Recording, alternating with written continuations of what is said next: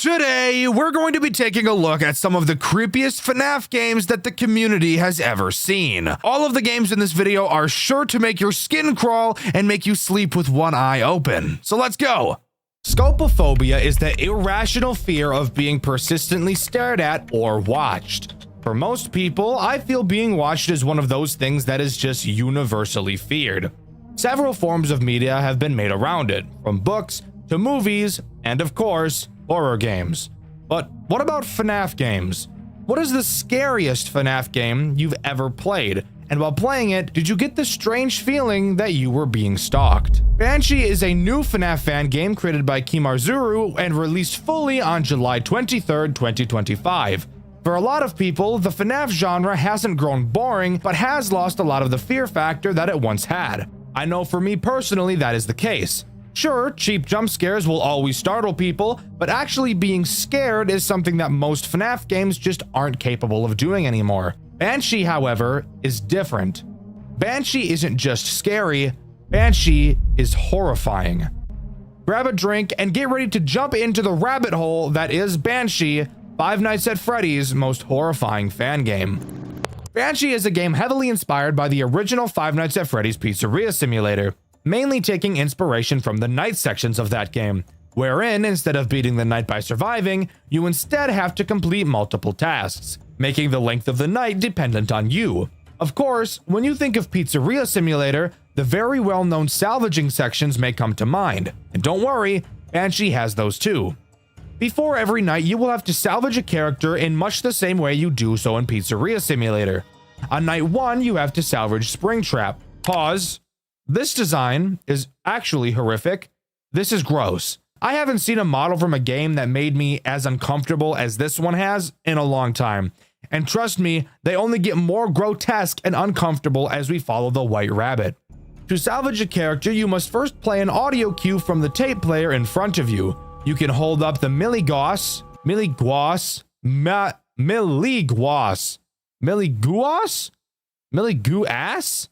I don't know, to measure the animatronic's aggravation.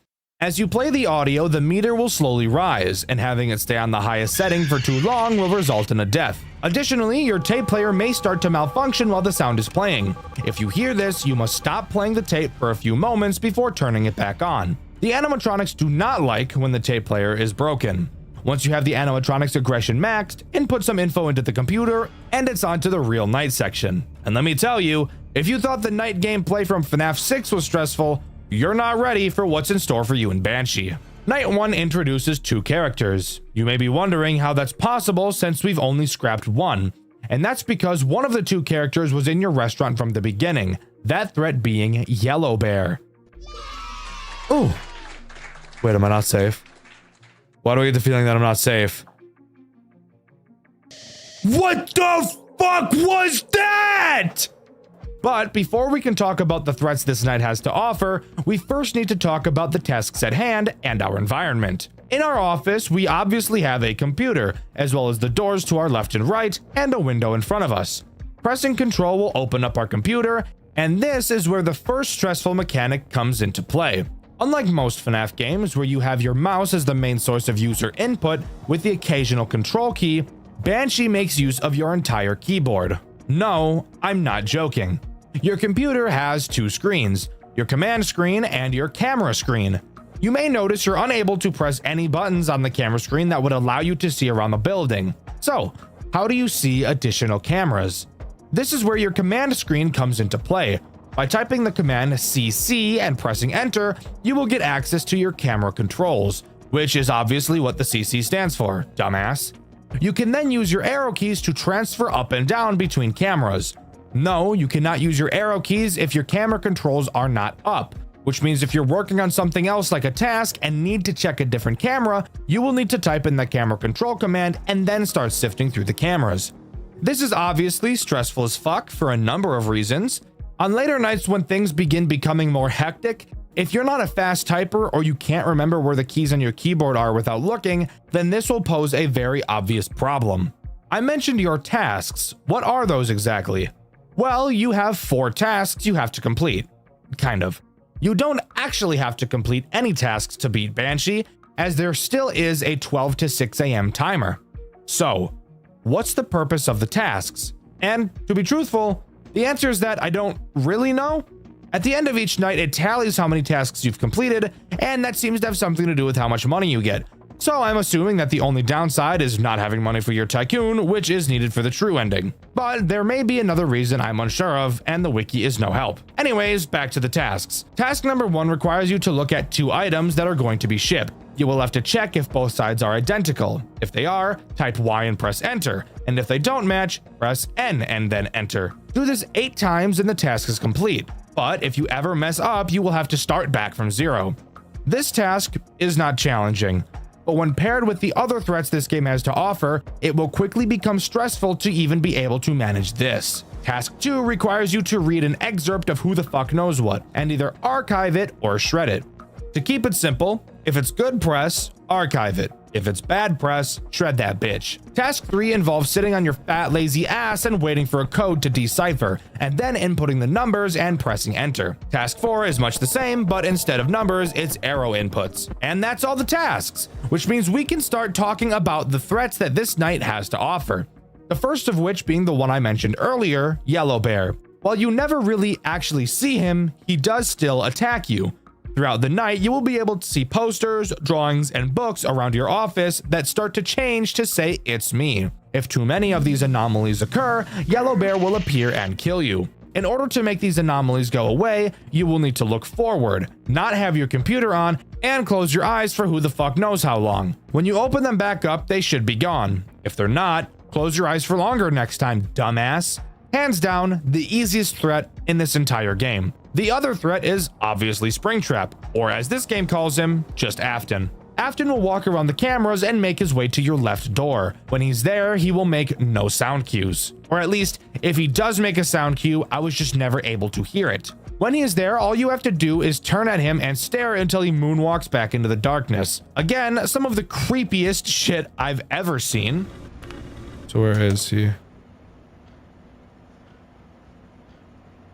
What the fuck was that? Oh my god, that's actually so fucked. Dude, that's actually so fucked up. That's actually so fucked, dude. Oh my fuck. Oh my fuck. And that's it. Either by completing all the tasks or surviving until 6 a.m., the night will be finished and we're safe to move on to night 2. Now, before we do that, this is where I should probably talk about the Tycoon section of this game, but that whole pile of bullshit will be saved until later, because in my full playthrough, which you can see on my second channel, Dxtr Black, I butchered the Tycoon sections so fucking horribly, you have no idea how badly I fucked them up. So I'll just save that for later. For now, we move on to Salvage 2. Salvage 2 is called Molten, who I originally thought was Ennard. And maybe it is, and this is just another case of the game giving it a different name. I'm not sure. Regardless, he is obviously the threat introduced on this night. So, how does he work? He actually has 2 different mechanics and methods of attack. The first is very similar to Afton, except he attacks from the right door instead of the left. Same thing for him, just look at him and he'll go away. However, once he goes away, he has a chance to initiate his second attack, which by the way can also happen at any time, not just when he leaves your office. Your lights will begin to flicker and an audible sound cue will be heard. This tells you that you need to very quickly find Molten on the cameras. God, is there a FNAF game in existence that doesn't have this fuck-ass mechanic? Whatever. Obviously, you'll probably be doing a task when this happens, so you'll have to type the camera control command and then start using the arrow keys to find him. When you do, you will need to type play and press enter, which will begin playing an audio lure on whatever camera you're looking at. This audio lure will make Molten piss off, which makes everyone happy. Overall, not too difficult. However, from what the community has said, Molten by far caused more deaths than any other character, and I can somewhat agree on that. Night 3 has a scrap Lefty, who in this game is a girl. Maybe Lefty was a girl in the original too? I'm not sure, not important. Lefty can prove to be a very frustrating character, but once you understand how she works, it really shouldn't be an issue. Lefty will very slowly move through the cameras to get to your office. However, if she gets to your office, she'll kill you no matter what. So you have to find a way to keep her from reaching you. Once she progresses to a camera, she will never move back. However, you can use the audio lure on whatever camera she's in to slow her down. This won't stop her from moving, but it will slow her progress dramatically. So much so that even on the hardest non-custom night she appears in, she only ever moved once for me. This obviously does bring up a conflict with Molten, but with how slowly Lefty moves, getting back to her camera in time to put the lure back on really shouldn't be much of an issue. Night 4 introduces the final new character, Baby. Baby is easily the most infuriating character throughout this entire game, and it's not even close. Baby will move through the cameras. Who the fuck cares? Once she's in your office, she will appear in the window in front of you. After a few seconds, she will either walk left or right. Depending on which direction she walks, you will have to close the door on the corresponding side. Something I didn't even know you could do up until this night. After you close the door, a small sound key will play letting you know she's left, and then you can reopen the door. This doesn't sound too hard, I hear you saying. Well, I haven't told you about the bullshit butt-fuck wombo combo butt-bang strategy that she has. Basically, the bullshit butt-fuck wombo combo butt-bang strategy involves Baby doing a fucking fusion dance with Molten. And when they do, they decide it'd be really fucking funny to attack you at the same time, which, if you couldn't have guessed already, is literally an immediate loss, as both means of fending them off take up a decent amount of time. The amount of time it would take is enough to have the other butt fuck you in the ass, hence the name, bullshit butt fuck wombo combo butt bang strategy. There's Baby up there.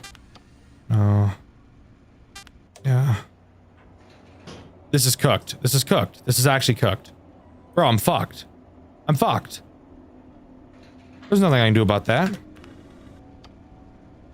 I was pressing enter, you. That was just cooked. There was nothing I could do about that. I don't know how long I have to hold it for Baby.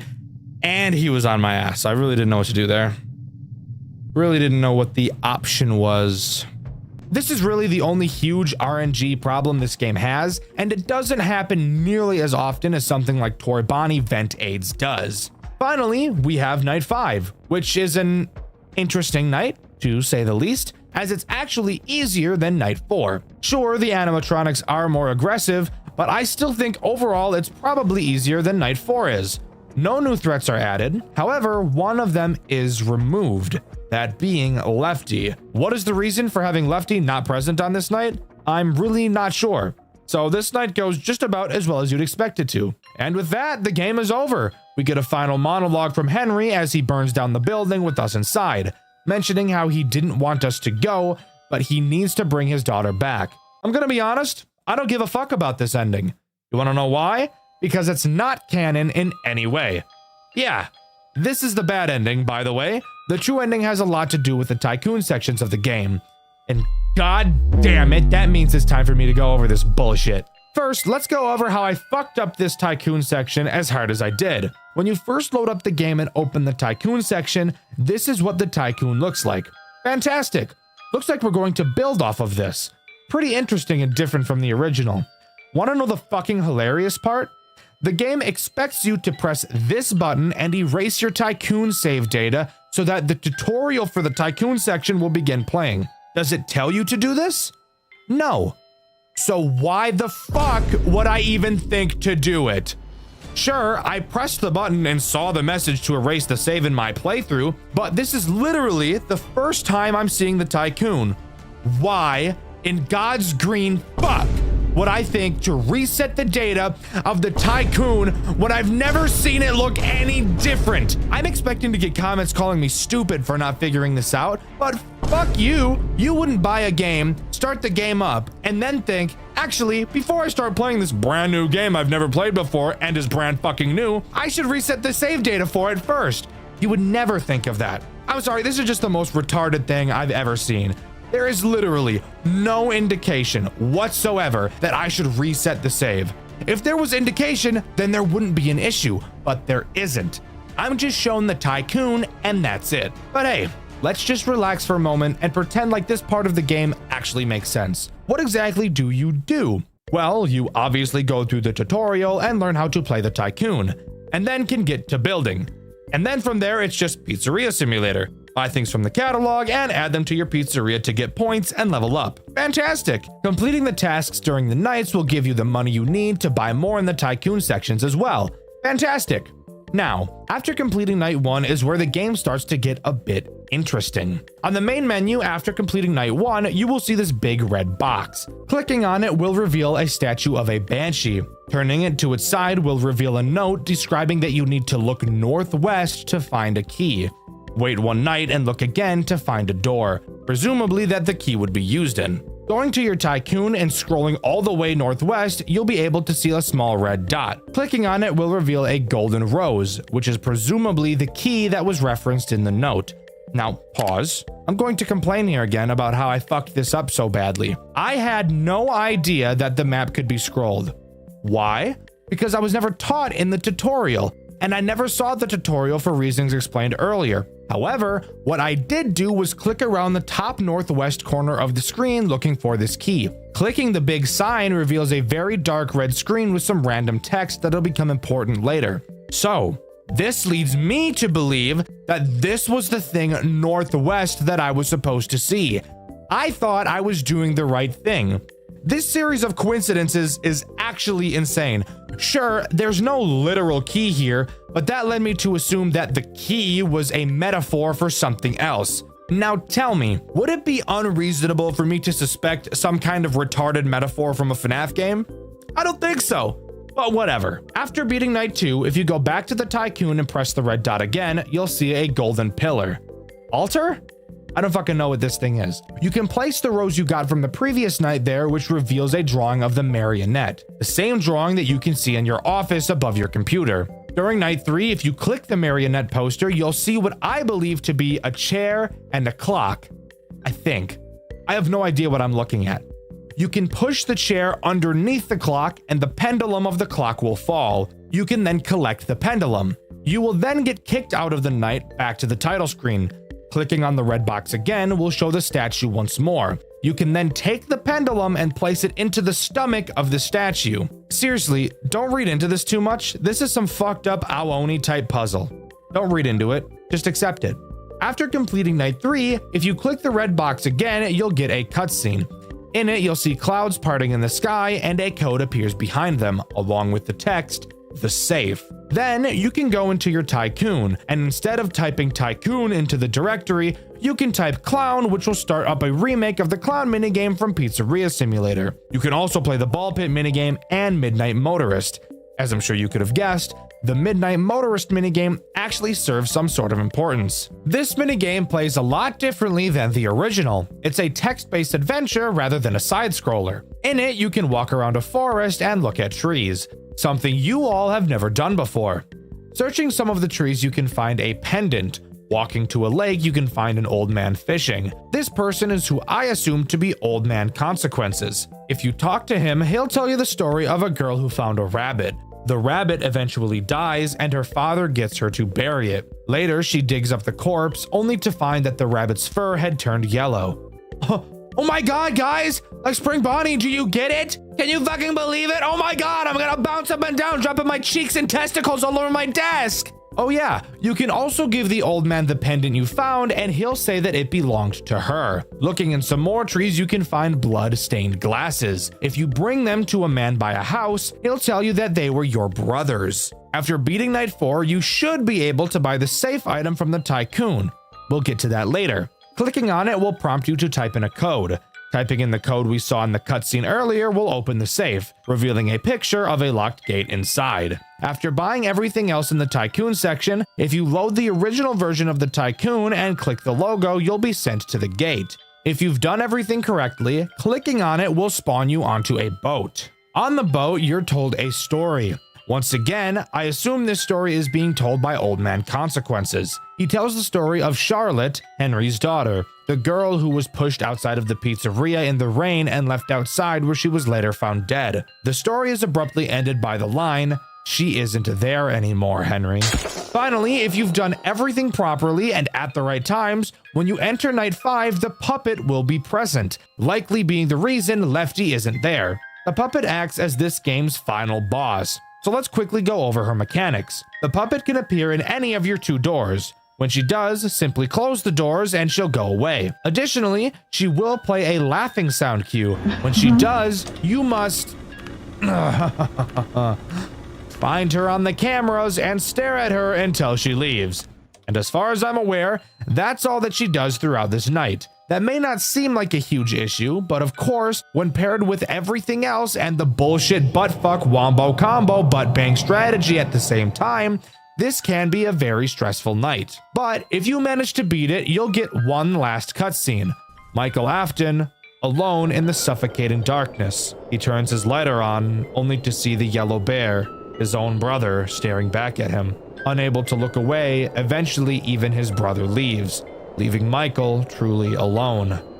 Knowing there's nothing left that he can do, Michael sets the building ablaze, killing himself while also allowing the souls, his brother, and Charlotte to rest. And with that, Banshee comes to a close. But hold up, want to hear something awesome? If you remember, I said you have to get the safe in order to get the true ending.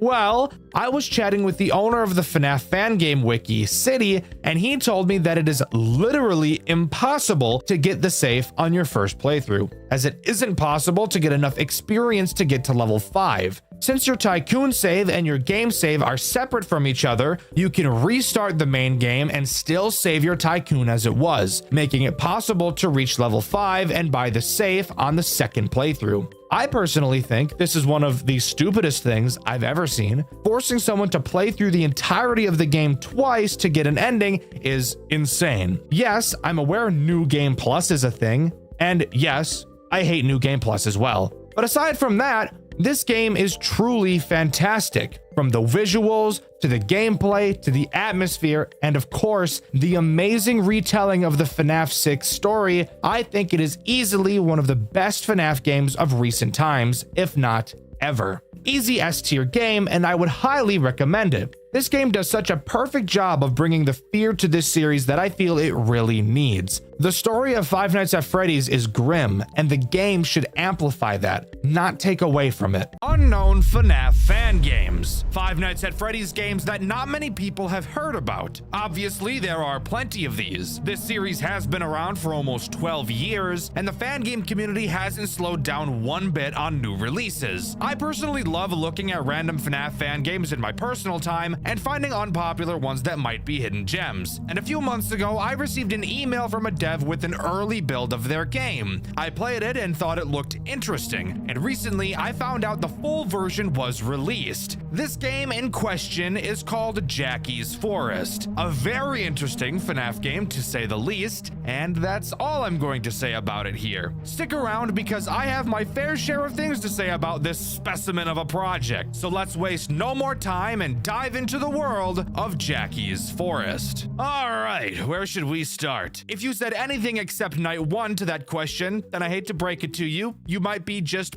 a little bit brain dead, but that's okay. I'm here to help you through this process, so we're going to be starting with night 1. Something I really like about Jackie's Forest is that while the night sections are usually incredibly easy, each of them are completely different. So there's going to be something new to do each night, so developing a strategy is pretty much impossible. Let's move on to talking about night 1, the threats we have to deal with it inside, and of course, the tools at our disposal. Personally, my favorite part of these videos is talking about the tools at our disposal, and that's funny because I'm straight up lying to you, cuh. Anyways, in the first night section, we're actually in the office. Surprisingly, we actually don't have any cameras, which I'm gonna be honest, kind of makes this entire section really boring. But please, don't click off the video. I promise this game is interesting. I wouldn't be talking about it if it wasn't. On the computer in front of us, we're able to look through our files and access a sound system that goes around the entire building. I'm willing to bet you're able to figure out what that means, but if not, allow me to explain it to you. Before I can explain it to you, however, I do need to talk about the first threat that this night introduces, Maurice. And no, not the cool guy from Madagascar. Unfortunately, it's just a disgusting fucking pig-ass, fuck-ass skunk. This motherfucker right here really likes the sound of children. So while most people dress up as monsters for Halloween, Maurice has been dressing up as Jared Fogle. So I guess he also dressed up as a monster, but it's like a little bit different because, like, you know what, it doesn't matter. Maurice will slowly make his way to your office. Shining your flashlight on the door in front of you when he gets close will reveal his rapist homo thug black boy face. Don't be filming me, brother. You got your rapist, homo thug, black balls over there. What the hell are you talking about?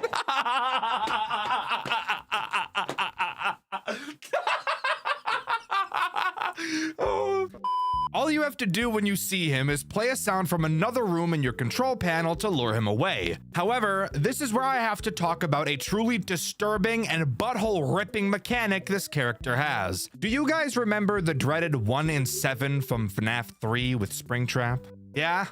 The mechanic that gives Springtrap a 1 in 7 chance to just ignore the audio lure? Yeah, well, Maurice has that too, except this time around, instead of 1 in 7, it's borderline 1 in 2, because this motherfucker does not move a goddamn inch, and I'm sick of it. The dev really thought, oh, I know how I can make this character work. How about I make his entire mechanic just spamming a button until the player flips heads on a coin flip? Fuck him. But whatever. Once you eventually get lucky enough, Maurice will be dragged away. However, as I'm sure you could have guessed, that is not the only character active on this night, because if it was, this would easily be one of the most piss-poor sections from any FNAF game I've ever covered on this channel. So, who's the other little gooner we have to deal with tonight? Well, that would be Jackie, the character from the title of the game. You know, I always thought it would be pretty funny to make a FNAF game called Five Nights at whatever the fuck the name I choose is, and then never add a character with that name. Like, imagine Five Nights at Ronald's, but there's never a character named Ronald in the game. I don't know, maybe my sense of humor is just retarded, but I think that would be really funny. Anyway.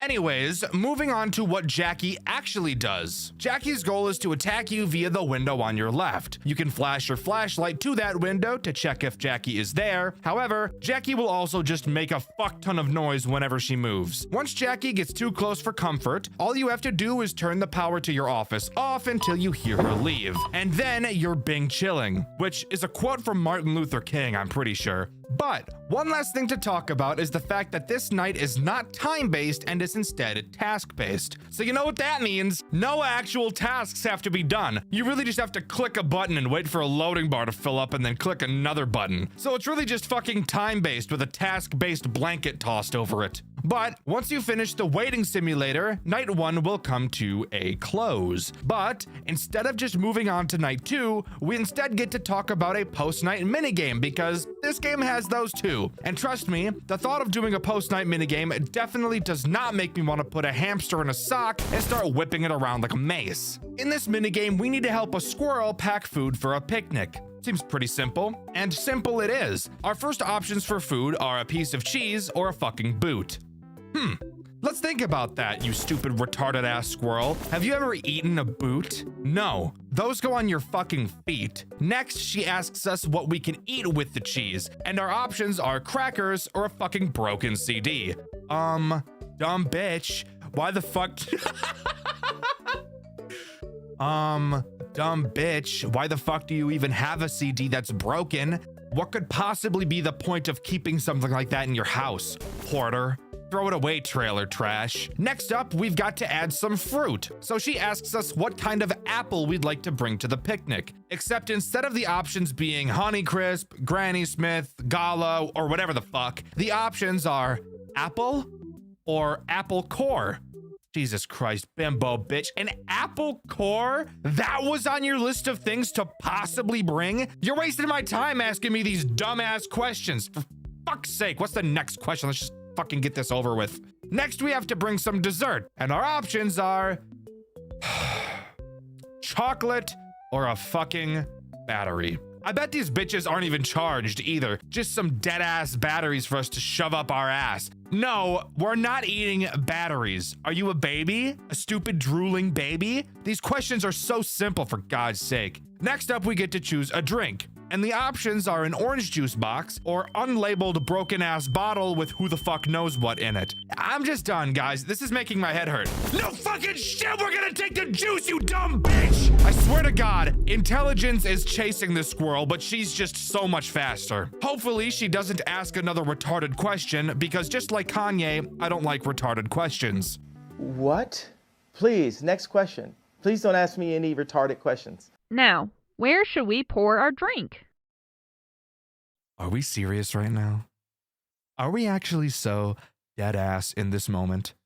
Why the fuck would we pour the orange juice into some fuck ass rusty can with sepsis on it or some shit? And why would we pour it into the normal looking mug anyways? It was already in a fucking box with a straw. Guys, Sandy Cheeks has gotten a big downgrade. I hate this squirrel. But we have one last question.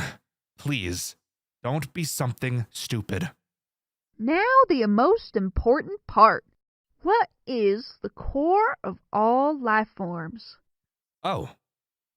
A computer chip or a pulsating brain. I don't really know why the brain is pulsating. They don't really do that. It's not a heart, but I guess I'll be picking that one.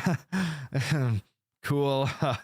Anyways, then we go to the door to see our friends, but before we can leave, she says this. Oh, silly me. How could I forget? We're never getting out of here. So we're never allowed to leave the house. I'm stuck with this brain-dead rodent for the rest of time. Aye, gang. Time to blow my shit clean off. But snapping back to reality, we do see a strange figure in the window. Not sure who that could be, but I'm going to take a guess it's probably this game's antagonist. With the minigame out of the way, we're safe to move on to night 2. With night 2 coming along, we appear to be in a new location. This time around being the maintenance room. Immediately, you'll notice your mother sitting on the table in front of us. Thank God that thing is made out of the incredibly strong material it is, because if it wasn't, you know damn well that bitch would have snapped in the middle like a twig. Anyways, we'll start talking about her in a second. To start, the way we complete this section is just by shredding a bunch of paper using the shredder in front of us. It's literally just another click and wait task-based mechanic, so really just a waiting game. You'll see in the top corner that we have 10 pages to shred. There are 2 characters attacking us this night, just like previously. However, before we talk about them, I want to talk about the fact that your shredder can jam. And if it does, all you have to do is slap it like I do to my kids when they talk a little bit too loud, and it'll go back to working as usual. Next, we have the wall behind us, which has a thermostat on it. Throughout the night, there will be several instances where you will need to change the temperature. Why do we have to do this? I have no fucking idea. Just accept it and do it, you little piglet. If you don't keep the temperature in the right spot, then you'll either die of a heat stroke or get hypothermia and die. Either way, you're dead, so just keep it at a crisp digit. Now we can move on to talking about the characters we have to deal with on this night. And of course, we'll talk about the beastly woman that is your mother first. What she does is incredibly simple. Occasionally, she'll look up at you like she thinks you're the waiter at the restaurant bringing her slop over. All you have to do is stare at her until she snaps out of it, and then you can continue doing what you were doing. Notice how your mom doesn't get up off the table either? That's probably because it's incredibly difficult for her to lift her cankles up. First world problems, am I right? The only other threat on this night is Maurice. Maurice will try to sneak up on you through the door in front of you. Apparently, we're not allowed to just keep the fucking door closed, so we'll have to hold it closed ourselves. Maurice is very quiet, so you'll have to check the door constantly to listen for him. If you hear him there, just hold the door closed and eventually he'll leave and you can go back to doing what you were doing. After shredding all 10 pieces of paper, night 2 will be completed and we can move on to the next post-night minigame, which hopefully this time will not make me want to nya paka and then do something with a train. My Russian homies know what I'm talking about. Come on, high five, hands up. Yeah, come here, bring it in right now. Come close. No.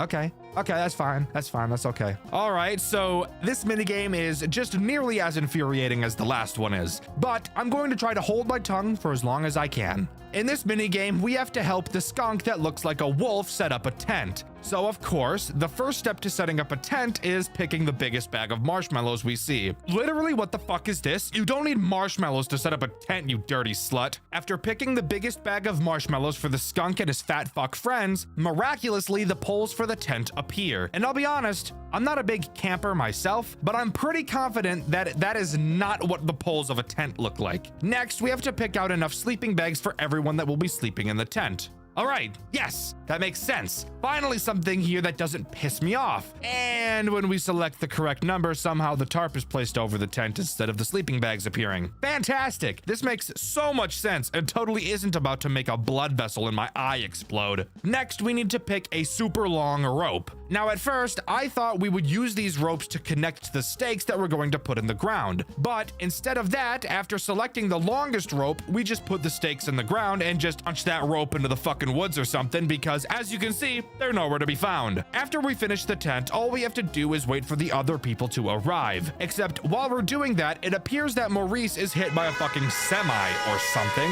I have no idea. That's what it sounds like, but we don't really see anything happen. Just this disgusting render of him staring at us. But with that, we can move on to night 3. On night 3, we're stationed backstage. Once again, we do have 2 threats to deal with throughout this section, and a task-based minigame that's just clicking and waiting once again. So let's talk about that first. We're tasked this night with deleting show stage sequences from, I'm assuming, the robot's AI? I'm not really sure, but luckily for us, what we're doing doesn't actually matter all too much. We do, however, have a fuck ton of them to delete, so this night will likely be the longest we've done so far. Anyways, on to the threats on this night. Once again, we have your mother, so let's talk about her. She will just try to walk up on you because she heard you have meat in your pants. Gross, not the type of meat we're talking about, you fucking buffoon. Once you see her, all you have to do is open up your panel and activate her sound sequence and it'll make her go away. Fun fact, the sound that actually lures her away is just the Burger King jingle, which really goes to show how down bad your mother is for food. She's eating Burger King? I didn't even think she would stoop that low, yet here we are. The other character active on this night is Jackie. You'll be able to see her on stage, which we are directly behind. Occasionally, she will leave this stage, which means in a few seconds, she will approach you. When she does, all you have to do is hold your light on her and she'll start shaking like the cashier at Wendy's when I hold him at gunpoint. And then she'll go back to the stage. But that's really it. While this night is probably the longest so far, I do feel it's probably one of the most underwhelming. But then again, if I'm being honest, the gameplay in this game as a whole is pretty underwhelming. Anyways, let's move on to the next post-night minigame. Just kidding, fuckhead. There is no post-night minigame this time around. Instead, we're just booted to night 4 because we're not allowed to have any fun apparently. So on night 4, we set up shop in the playroom. Why? Well, apparently we were chased in here by animatronics or something. I'm not really sure why we're here because we're never explicitly told, but we can work with it. Phone guy tells us that he'll try to work on activating the speakers to get the characters to fuck off for long enough for us to escape. But in the meantime, we'll have to defend ourselves from 3 characters instead of just 2, except it really is still pretty much just 2, but I'll explain why in a second. Let's start by talking about Jackie, since she can't seem to leave our nuts alone. Bars. She will attempt to attack us from the Playhouse door. When we see her, all we have to do is close the door and she won't be able to see us. You'll also notice that unlike the door from night 2, this door doesn't have to be held closed and can actually be toggled. So what's stopping us from just holding the door closed the entire night? Well, that would be because of your fat fuck mother. That's why. She's programmed to play hide and seek. And while the phone guy says it's to play it with the children, I personally happen to know that it's really because she plays hide and seek with the waitresses and tries to hunt down the food they're carrying out to the tables before they can get it to the customers. I'm no idiot. So yeah, all you have to do to avoid her is just not keep the door closed for too long. So she really doesn't have a mechanic. She's just a consequence to abusing another mechanic. So for that reason, I'm saying she really doesn't count as a character on this night. Who does count as a character is the actual other threat on this night. The skunk dick. He will try to attack you through the Playhouse window. During this night, you're equipped with 15 balls. Why? Because he's a dick, that's why. Whenever you see Maurice appear outside of your window, just throw one of the balls in his direction and that'll distract him for a while. We obviously can't spam these balls since we only have 15 of them, but if we need to, I'm willing to BME Pain Olympics myself to get 2 more. But with that, that's really all we have to do. No task this time since we're surviving, so it's a pretty typical sit and survive kind of night. But with that, this night will come to a close and we can move on to the next post-night minigame. In this minigame, we have to help your fat shit mom bake a cake. She says it's because she invited her friends over for a sleepover, but we all know your mom ate her friends because she was hungry. So she's really just baking this cake for herself, fat ass. To start, we need to grab the butter. Thankfully, it appears this time that there's nothing fucking stupid to piss me off. The only thing that really does so far is the fact that the egg, for some reason, has way more white than yolk. Like, way more than usual. That does not look natural at all. Somebody has got to check the chicken that shot that fucking thing out of its dick. Eggs come out of the dick, right? Next up, we Next up, we gotta add sugar and mix that shit up like I do with all of the babies in the nursery while the nurses aren't looking. Next, we add the fuck-ass egg and the vanilla extract that smells way better than it tastes. Finally, we mix it again, add in the flour and the milk, and mix it one last time. I've made a few cakes in my time, and I'm pretty confident that we used these ingredients out of order, but fuck it, I don't really care. And while the cake is being baked, we're asked if we can find the TV remote since they're all going to want to watch something. And while I'm sure you can tell by looking at your screen where the remote is, what is much more interesting to do is slowly looking to our right, where we will begin to hear the sound of a dog scratching at the door. Click on the door, and we see this. Are you lost, little one? I'm looking for my dog. A little white one? Yes. Have you seen him? Yes. He's here with me. He misses you a lot. I was looking for his owner. Can I please see him? Of course. Come with me.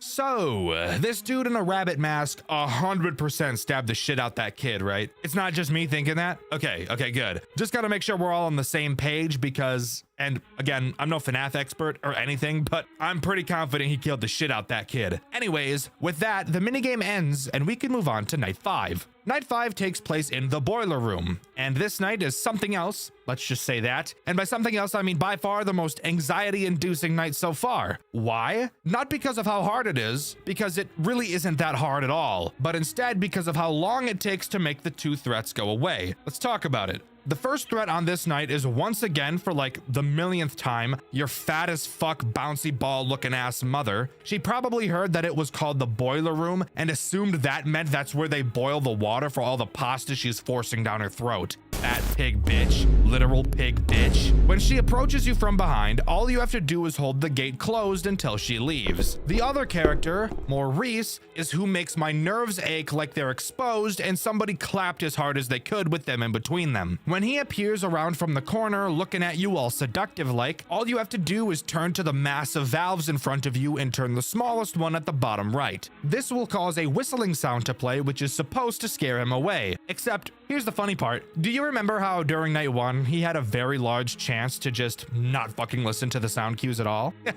Yeah? Well, he does that here as well. Isn't that just so fucking awesome? Hell yeah, it is. We love that. This is why this section is so nerve-wracking, because this dude just doesn't ever leave.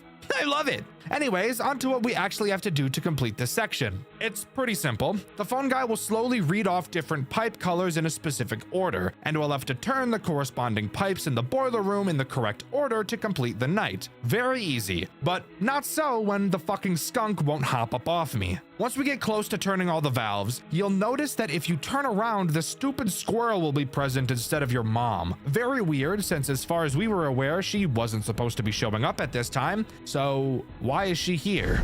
After finishing all of the valves, the building shakes. Turning around, we'll see the gate is open and the squirrel is gone. And soon after that, the building shakes again and we black out and the credits roll. Closed down restaurant is burned to the ground by boiler failure.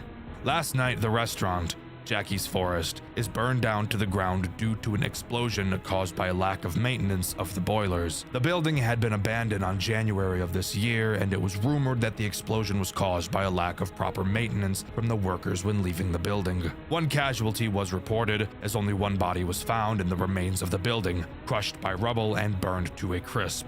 It is theorized that this may have been a burglar or homeless person, as the building wasn't operating and didn't have any workers in it. The 4 animatronic performers the restaurant was known for were found in unusable conditions and will be relocated to a storage facility owned by the company. And that nets us this game's bad ending. Now I know what you're thinking, and trust me, I'm thinking the same thing. How the fuck do we get a good ending in this game? And please, dear God, tell me it's not that I have to collect a random item in each night. Well, thankfully, no, we don't have to do that. Instead, during the boiler room night, if you just completely fucking ignore what the phone guy says and spam the shit out of all the valves, for some reason, the whole building shakes and we get teleported to a room with an elevator. Entering the elevator, we get the following cutscene.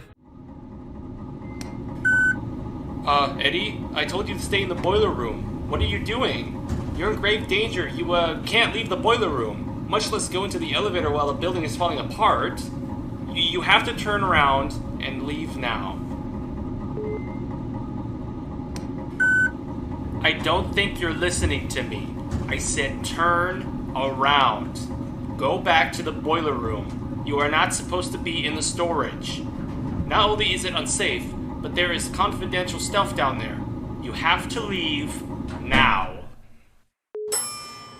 Ignoring the fact that voice acting was completely awful, I do find it kind of odd how the phone guy really wanted us to turn back, and why he didn't want us to go to the storage room. But with that, we exit the elevator and do exactly what he told us not to, enter the storage room, which actually acts as this game's 6th night. So, here we are in the storage room, by far the most interesting night in this entire game, mainly because there's more than 2 things for us to do. This night integrates every single character we've seen so far, alongside a completely new threat. Let's quickly go over the tools at our disposal first. To start, this is the first night in the game with actual cameras. However, you want to hear something really funny? They're completely useless. So the only thing I'm going to say about them is that the character renders in these cameras are actually pretty creepy for what it's worth. So, let's start going down the list of characters on this night and exactly what they do. We'll start with Jackie. Her whole goal is to attack your right door. You won't be able to see her there unless you flash your light in the doorway. If she's there, simply close the door until she leaves. Simple sugar. Maurice is much the same, except he attacks your left door, and instead of closing the door, you'll have to wear a mask you somehow pulled out of your ass, since as you can clearly see, the lever to the door is fucking shattered.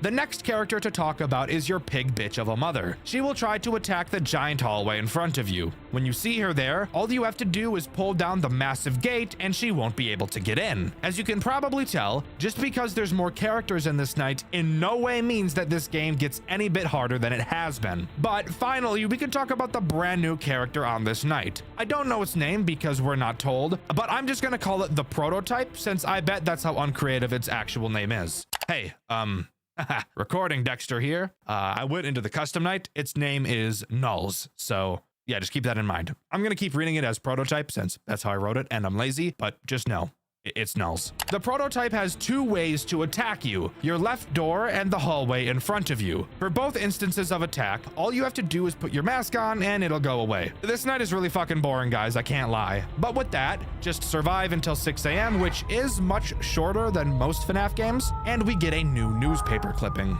Engineer arrested after evidence is released by fire survivor in Jackie's Forest restaurant. Last night, the restaurant Jackie's Forest burned down to the ground after an explosion caused by boiler failure. The failure was caused by Eddie Garcia, a worker who was misinstructed by Harvey Turner, the engineer of the restaurant, who is being charged with attempted murder and obstruction of justice after it was revealed by Garcia that Turner had sent him to destroy incriminating evidence from the building. Garcia was able to survive and escape the fire and is being sentenced to home arrest for complicity, while Turner will be kept in custody while the case is investigated. Some evidence links him to 2 local cases, but nothing is confirmed yet. The restaurant had closed in January of this year, rumored to be because of the Maddie Denton case, a 7-year-old girl who went missing in the restaurant on September of last year. And with that, we get the good ending. As far as I'm aware, no more lore as to what the fuck is going on with the weird dude or the dead dog or the dead kid, so I'm just gonna leave it and pretend like it doesn't exist. I mean, I guess if you want to analyze it quickly from that newspaper clipping,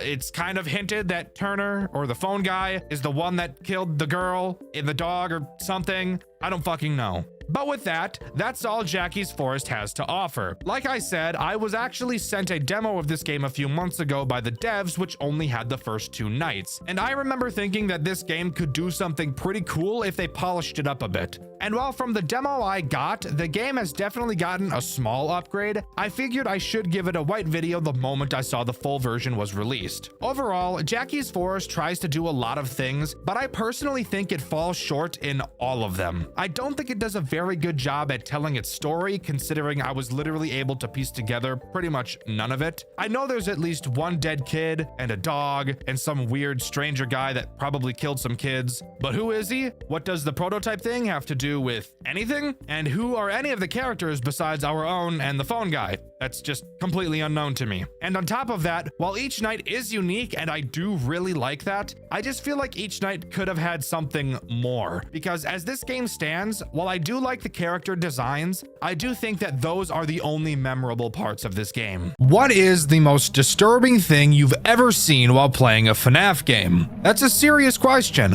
I really want you to think about it. I'm sure a lot of people are already thinking of the third tape from the original Dormitibus, but that's not quite what I mean. I mean, what's the most disturbing thing you've seen? Literally, seen with your own 2 eyes, or one if you're half blind. Let me cut to the chase. The game we'll be talking about today is the Fazbear tomb made by Maroon Fox, who, fun fact, I've actually known for many years, and he reached out to me to ask me to voice some of the characters in this game. Rest assured, that's not why I'm talking about it. The Fazbear tomb has some of the most shocking imagery I've ever seen in any FNAF game ever. So let's waste no time and jump right into it. With nowhere better to start than night one is where we will start, and we actually get to walk into the building instead of just being dropped right into our office, which I always think is pretty cool. Starting outside, we enter the building and walk into the dining area where we can see Bonnie and Freddy. Chica is also on stage, you can tell because you can see her feet, but unfortunately the rest of her body is blocked by Freddy's enormous belly, which is just not ideal. Moving to our office, we sit down and I notice something immediately which I think is really cool. That being, instead of turning like in most FNAF games, you can actually turn 360 degrees inside of your office. It's such a small touch, but I really like it. Moving on to the tools at our disposal. There really isn't much to be said here. We have cameras and 3 doors to our office. 2 of the doors can be held shut, but the 3rd door cannot, instead allowing us to play dead outside of it. Why can't we play dead next to all of the doors? That I don't really have the answer to. Oh yeah, we can also shine our light in all of the doorways, so that's nice too. We get a phone call from the phone guy, pretty typical stuff. He gives us the normal spiel of how to deal with the characters, which might make you think they'll all be activated on this night, but you'd be wrong. For some reason, we're told how to deal with every character on night 1, even though only 1 threat is introduced on this night. Not really sure why, but whatever. Oh yeah, and one more super cool thing about this game, the phone guy is played by me, so that was super fun. To make sure he doesn't get you, you must... Well, that is all the training for today. Good luck on your shift and have a killer time at Freddy's. There's 3 doors. What do you mean? What do I have to do?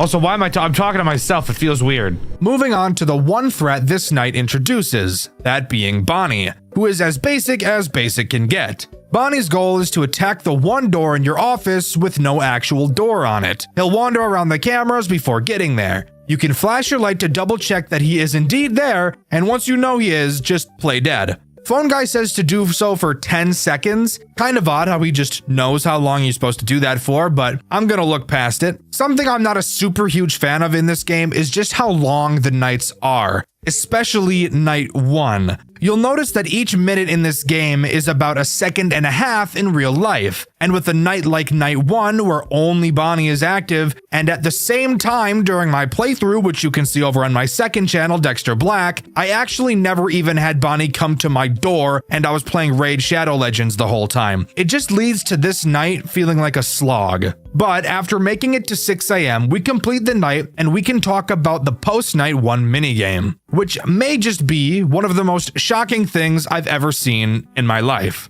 During this minigame, we have to take apart Bonnie because there's been complaints of a bad odor coming from him. We start by opening his head, removing his arms, and cracking open his torso. Removing the plate, we see this.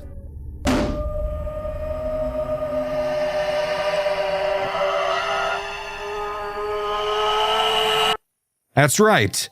We actually get to see the corpse of one of the missing children stuffed inside of Bonnie. Truly one of the most gruesome things I've ever seen in a FNAF game before. I don't think any other game that I know of has ever actually directly shown you the bodies of the children. So needless to say, seeing this was crazy. After that shocking reveal, we get a very odd cutscene. A large amount of words are said, but I can't really make out most of it. I'll play it here with subtitles of what I could make out, but I'll need your guys' help in the comments to decipher everything. But even yet I refrained and kept still. I scarcely breathed. I held the lantern motionless. I tried how steadily I could maintain the ray upon the eye. Meantime, the hellish tattoo of the heart increased. It grew quicker and quicker, and louder every instant. The old man's terror must have been extreme. It grew louder, I say, louder every moment. Do you mark me well? Night two, here we are. Let's just say action from these robots picks up quite a bit on this night. Night 2 only introduces one new threat, that being Chica, as I'm sure you could have guessed. And I'm gonna be honest, Chica brings up a really big glaring flaw that this game has. That being that the gameplay is boring as fuck. But let's explain what Chica does first. Chica will move around the cameras until making her way to your second door. Once she approaches, you can flash your light to check she's there, and if she is, hold the door closed until you hear her go away. This is also the first night I actually had Bonnie attack me, and something I noticed about these two is just how long it takes for both of them to leave your door. It's like a solid 10 seconds, at least. Which, yes, I know the phone guy said, but I didn't think he literally meant it. But can you notice the issue this game already has? Both Bonnie and Chica do the exact same thing. And while sure, you could argue that Bonnie and Chica do the same thing in a lot of games, but when the cast of characters is so small, I think that should make you more inclined to make everyone do something unique. This franchise has been around for over a decade. I would like to see the community do something different, and I feel like this game tries to hide the fact that everything is the same. Sure, you have 3 doors, but 2 of them are just a close them when someone is there mechanic, and the other is a play dead mechanic, which by the way is literally exactly the same as holding the door closed, except there's no animation, the screen just turns black. And this is what I mean. It feels like the game is trying to make you think that Bonnie has a different mechanic from Chica because it calls it something different. But in reality, you're just holding control for both of them, so it feels a bit disingenuous. But on the other hand, the character AI has definitely ramped up on this night. During night 1, I was never attacked by Bonnie the entire time. This time around, I was attacked by him a good handful of times, and Chica tried to rail me a couple of times too. So at least during this night, I couldn't play another game at the exact same time like I could on night 1, which is a good sign of progress. Oh yeah, I should probably mention the phone call on this night too, since it is pretty interesting. It seems like a previous night guard was able to intercept the phone's connection. Don't ask how, just accept it. He talks about how the robots are out to kill. We already knew that. And he explains Foxy and Freddy's mechanics, which is good since the phone guy on night 1 cut out before he could finish talking about Freddy and how he worked. I'm obviously not going to tell you how to deal with Freddy and Foxy right now since they aren't even active at this point, so let's just move on to the post-night 2 minigame. Something I want to quickly preface is that technically these are not post-night minigames, they're technically pre-night minigames, but I'm so used to talking about the minigames after talking about the night. Oh, just know that this minigame I'm about to talk about isn't a post-night 2 minigame, but is really a pre-night 3 minigame. Who really cares though? It's all in the same order. In this game, we play as a very slow, fat child. Not based. The most horrendous, creepy-looking 8-bit Spring Bonnie I've ever seen in my life appears to tell us he has a gift for us. A very special one. We follow him through 2 rooms and see a gift box on the ground, but Spring Bonnie is nowhere in sight. Upon approaching the box, Spring Bonnie sprints at Mach 46 in our direction and presumably murks us, ending the minigame. So, not nearly as interesting as last night's minigame, but maybe this showed what happened just before what we saw in that last minigame. Or who knows, maybe this is one of the other dead children altogether. Right now it's hard to say, but let's continue on to night 3. On night 3, I was expecting one new character to be introduced, since it seems we're only going to be getting the 4 characters from the first FNAF game. Introducing one every night makes sense to me. But no, we have 2 threats to talk about on this night. So let's start with the least interesting one, Freddy. Freddy works, quite literally, in the exact same way as Bonnie and Chica, with the exact same attack pattern and the exact same way of dealing with him. He will attack your third door, except he doesn't like to be flashed by your light. So if you ever do, he'll kill you instantly, even if you close the door directly afterwards, which doesn't make sense. So this brings up a question of how you're supposed to know when Freddy is there. Well, this game tells you that you'll be able to hear Freddy breathing when he's outside of your door. However, I was unable to hear the breathing ever. Or if I was able to hear the breathing, I was unable to tell it was breathing since there are so many other fucking random noises that happen constantly throughout this game. You want to know why I never heard the breathing sound effect? I checked the code of this game myself. And yeah, it's literally never programmed to play the breathing sound. Here is the code for the breathing sound. You see that start sound, pick random 1 to 4? There are 4 breathing sounds, and this plays one of those at random. You'll notice that these 2 blocks aren't attached to anything, and I never moved them. By the way, there is nothing that triggers these 2 blocks. This is all of the code for Freddy reaching your door. You'll notice a few weird things about it. That it starts by running a broadcast for Bonnie arriving. Spoiler alert, I have no idea why it's called Bonnie Arrive. The only thing this broadcast does is run a function in another sprite that plays footstep sounds. The other weird thing you'll notice about this code is that, yes, it actually does start sound, but not sounds 1 to 4. Instead, sounds 5 to 10. Well, what are sounds 5 to 10? You might ask. Well, they're footstep sounds. All of them. Sounds 5 through 10 are all footstep sounds. But why the fuck would you even need to play footstep sounds if right before that block you have the Bonnie Arrive broadcast that plays fucking footstep sounds? And why are there breathing sounds in this game that are never used? Pretty much making it impossible to know when Freddy is ever at your door. I have no idea. And yes, by the way, I checked everything in the AI management code, and nowhere besides those 2 blocks that are detached and never called that I showed earlier does the code ever call for sounds 1 through 4 to ever be played. I have no idea what's going on. But worry not, I found a strategy for dealing with Freddy. We know because of the Bonnie Arrive script that whenever any character shows up at the door, we'll hear footsteps. Well, whenever I heard footsteps, I'd check Bonnie's door and Chica's door since I could safely flash my light on them. If I didn't see either of those 2, then I'd know it has to be Freddy who's at my door, and fun fact, Freddy doesn't appear to make footstep sound cues when he leaves either, so that's just great. Anyways, let's talk about the other threat this night introduces, Foxy. Foxy is pretty simple, but he is different from the other 3, thankfully. Foxy is in Pirate's Cove. Occasionally, throughout the night, he'll start humming like he tends to do. When he does, all you have to do is go to his camera and flash him with your camera light a few times and he'll close the curtain. So he doesn't even really do what normal Foxy does. Not that that's an issue, just thought I'd point it out.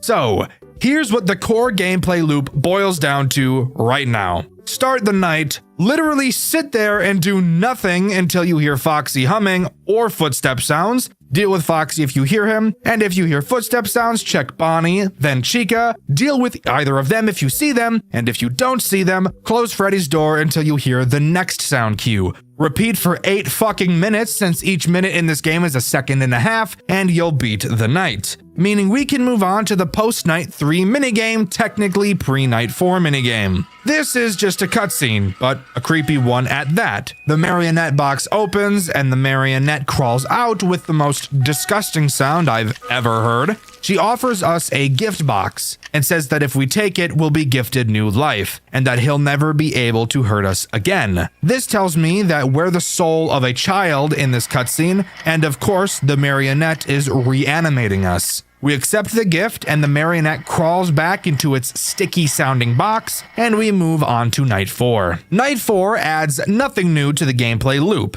However, it is where I noticed a plethora of bugs in this game so horrific it's hard to describe. And pretty much every single bug stems from Freddy and the fact he will literally just ignore your door. He will also sometimes not play his footstep sound cue when he gets to the door. Oh yeah, and this part isn't a bug, but multiple characters can attack at the same time, guaranteeing that you lose the night because of RNG. That sounded rather loud. Good thing I went and checked. I said, good thing I went and checked. Fuck! Okay, well, you can't put Bonnie and Freddy there at the same time, dude. That's literally impossible. Impossible to deal with.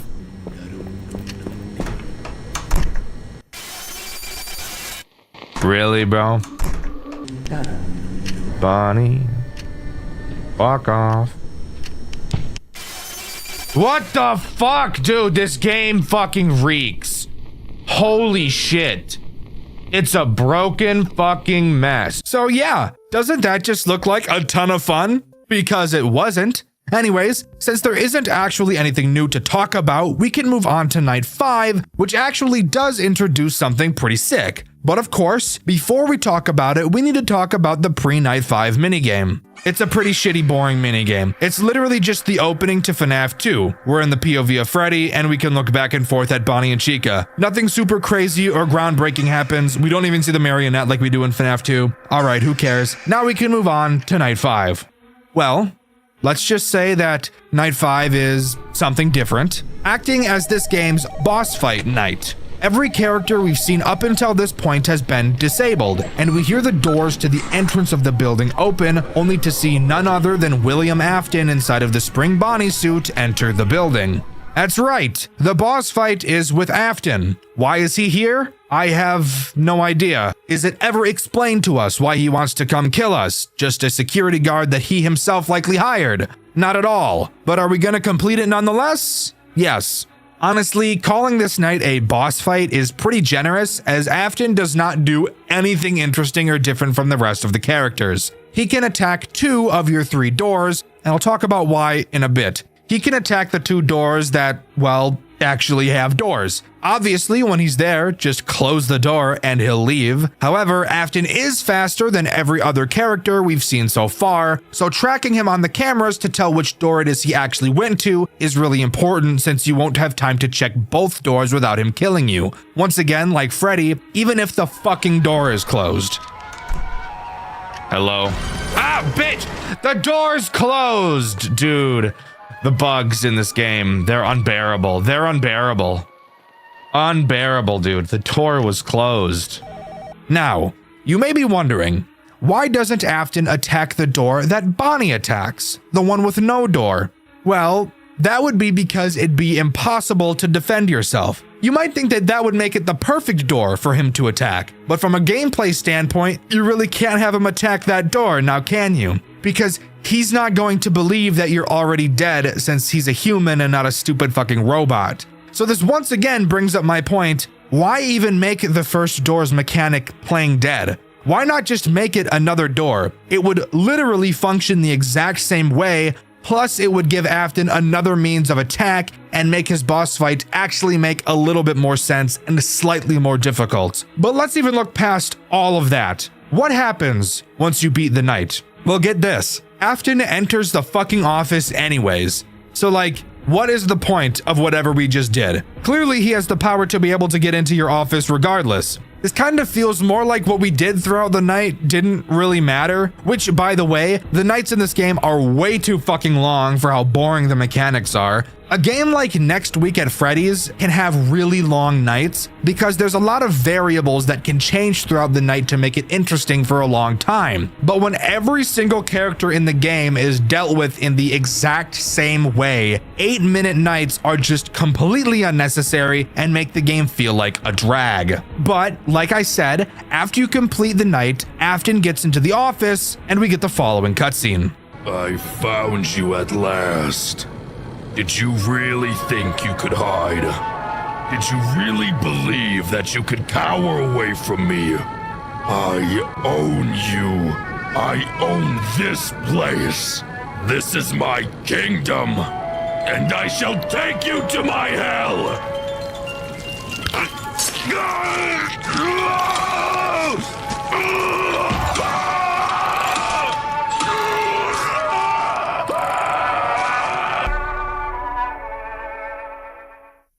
So there you have it.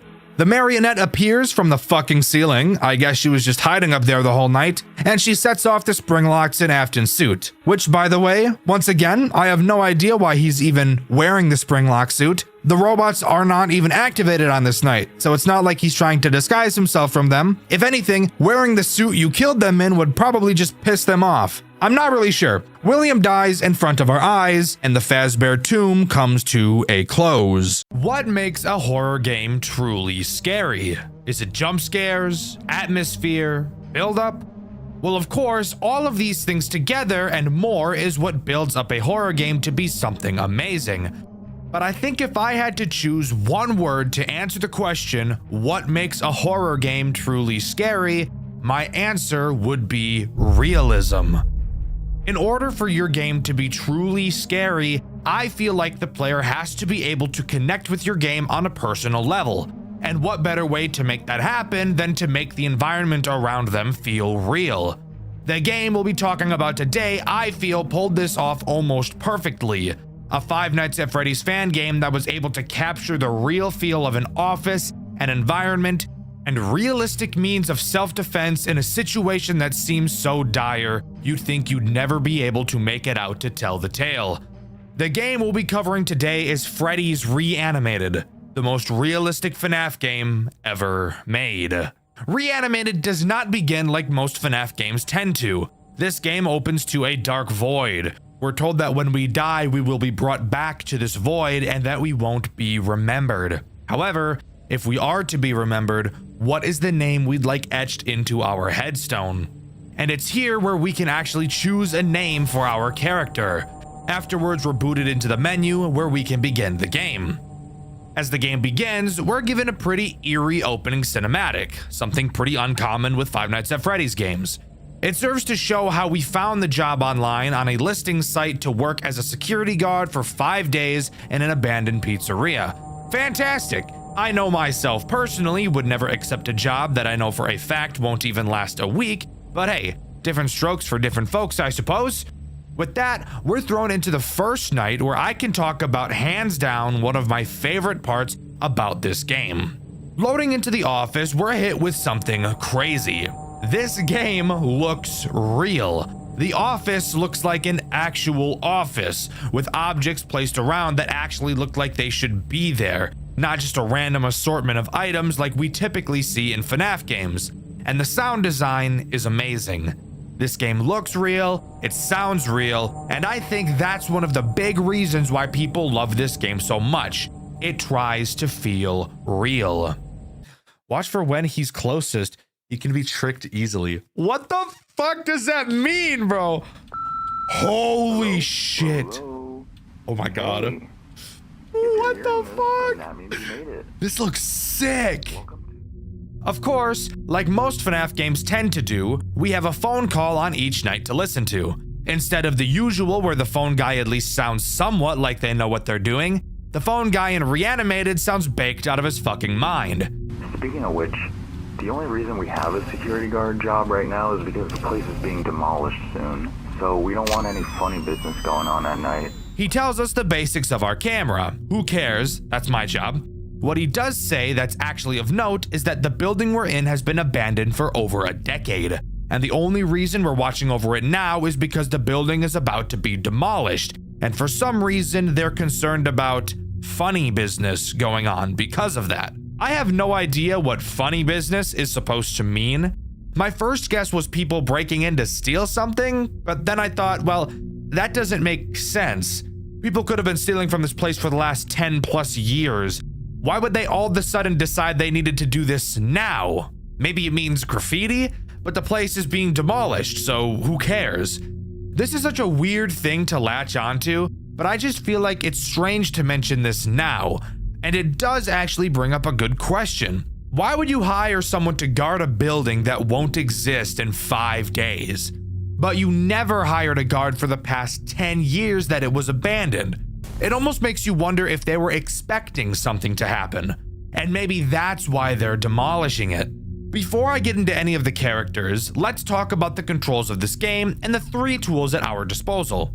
You can only look in 2 directions in this game, at your computer and at your door and window. Something super interesting about this door is that it is actually just a door, which is pretty scary in a game like this where your doors are mainly known as your only means of defense. You can pull the blinds of your window down if you want to, and when I first found that out, I was reasonably concerned as to why. I see this right here, and I know this game's about to be fucked. I know this game is about to be so fucked, dude. It's just a normal fucking door. Bro, these motherfuckers gonna open the shit out of that thing. And we'll get into why in just a minute. But first, I really want to talk about the cameras and why they serve to be one of the most difficult things to deal with in this entire game. Upon looking at the cameras, you'll realize there's no typical camera map and buttons. Instead, there's just arrows at the bottom of the cameras that you can click to move from one camera to the next fairly slowly. This is brilliant in two ways. With the realism approach that this game is taking, looking at the surroundings, we can tell that this game takes place a pretty long time ago in 2013. We can tell this because of the confirm window at the beginning of the game being Windows 7 and the fact that the game tells us. But I just wanted to seem cool by pointing out that I knew what the Windows 7 UI was. Shut up. And yes, 2013 was a long time ago. I know for some of you it may not feel like it, but it was 12 years ago. That's older than some of my audience who, let's be honest, really shouldn't be watching my videos. Mom and dad, monitor your kids, fuckhead. Knowing this and knowing that the game is aiming to be realistic, opting to use a slow, outdated system like this is genius, even if, yes, I think it's AIDS and very annoying. However, once we start talking about the way this game plays, I'll bring up why I think the way these cameras are set up is needed. Anyways, on to the reason why I think this is as annoying as it is. Mainly because it's not consistent in one way that I would expect it to be. There are 9 cameras in total to surf through. When you reach camera 9, if you press the forward arrow again, you will be sent back to camera 1. That makes sense. So, what do you think happens if you press the back arrow while on camera 1? If you said you go back to camera 9, you would be completely wrong because the back arrow doesn't even fucking exist on camera 1. Why is this the case? I have no idea. If it was consistent either way, this wouldn't bother me, but you can cycle in one direction and not the other. And yes, this is noticeable and it does matter.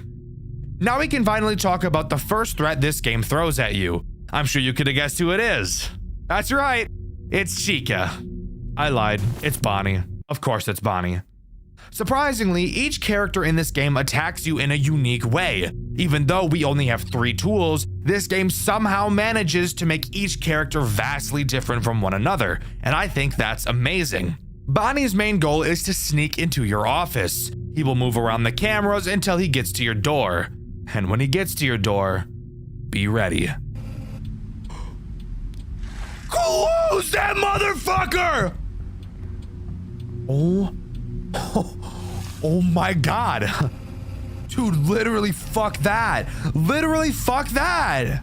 The moment I saw this, I knew that this was getting a Dxtr White video. And even the people in my comments over on my second channel, Dxtr Black, knew that this game was getting a white video. I actually had another video lined up for this week, and I've chosen to postpone it so that I could talk about this game first, since I love it so much. It's moments like these that FNAF games need. Once Bonnie is at your window, all you have to do is hold down your blinds until you hear his big fat feet galloping away.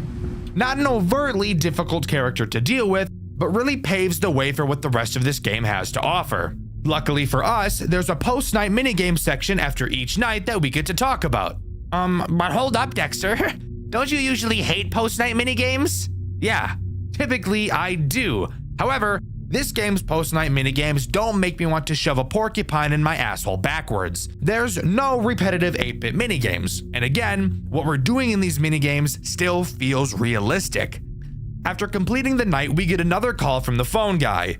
He asks us before we head home to go into the storage room and find an old computer, which we can use to upload some old pictures and footage of the building to the cloud.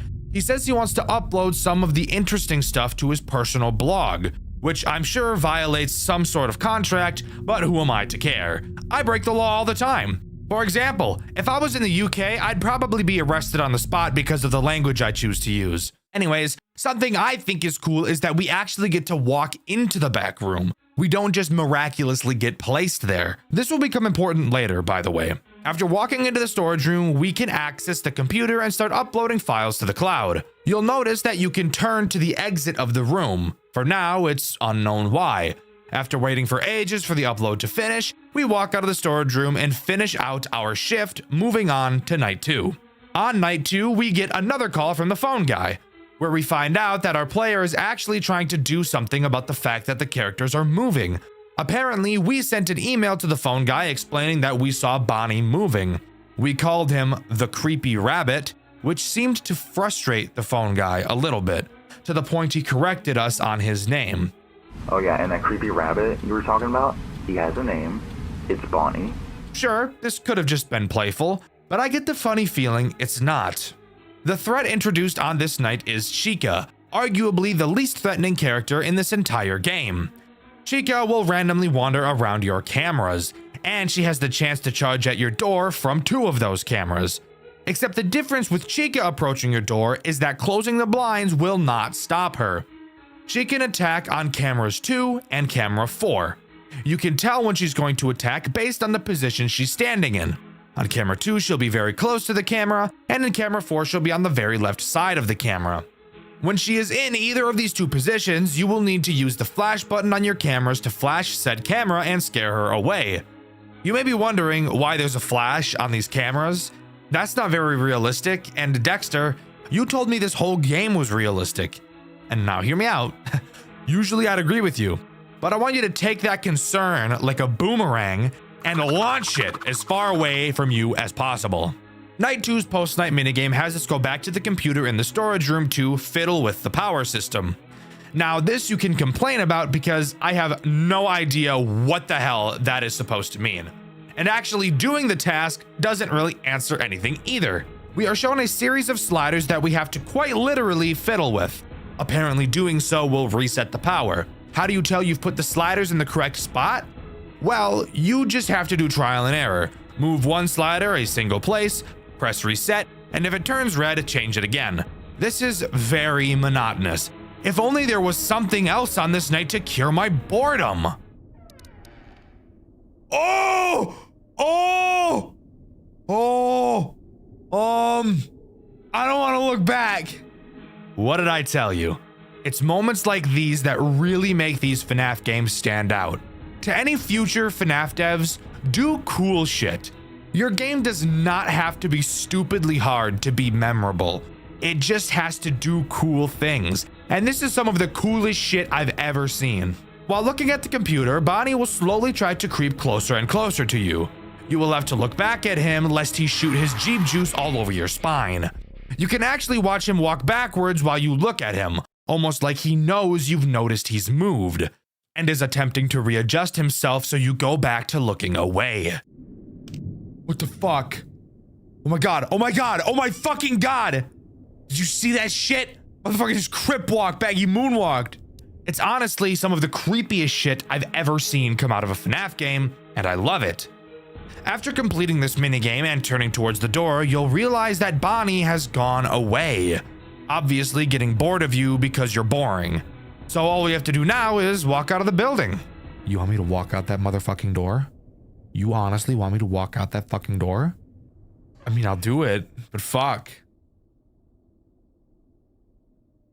Oh my fucking god! This game is fucking awesome, by the way.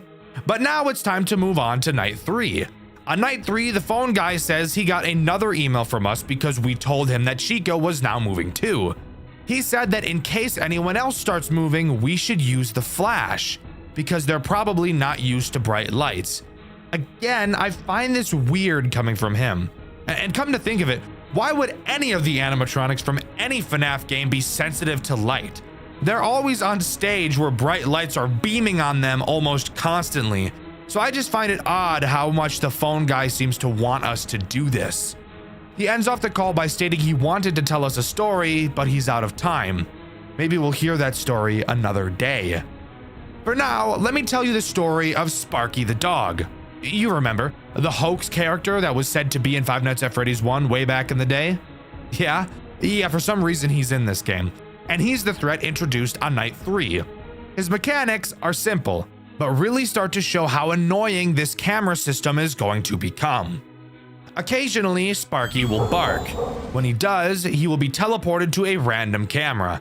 You will have to find which camera he's on and flash him. Am I a huge fan of this mechanic? No, not at all. And I'm really not a fan when I have to meticulously scrape through each camera one by one. Overall, so far, it's not going to be all too bad. Keep your eyes on Chica, find Sparky every once in a while, and occasionally hold the blinds for Bonnie. Simple sugar, not so bad. But trust me, it'll get bad pretty damn fast. After completing the shift, we get another call from the phone guy. He tells us the cameras have been acting strange and that we should use the computer in the storage room to reset them. He also curiously mentions that he has remote access to the camera system. So that brings up the question, why the fuck are we even here? If someone else is able to watch the cameras in the safety of their own home, where there aren't a bunch of murder robots trying to butt fuck them, who cares? Let's just finish our shift and head to the storage room. I'll see you on the flip side. I'll see you in the grave, asshole. So let me tell you a little something. Oh my fucking God! I love this game. I don't know if that was obvious or not. Entering the storage room is when we enter by far the most difficult minigame section in this entire game. I'm not kidding. We're tasked with literally just holding a button down on the PC. Once it charges all the way, we'll reset a camera and move on to the next one. However, when you let go, the bar will very quickly decrease. That may not sound so bad. It would only be bad if we had a certain purple distraction trying to blow our backs out now, wouldn't it? What the fuck?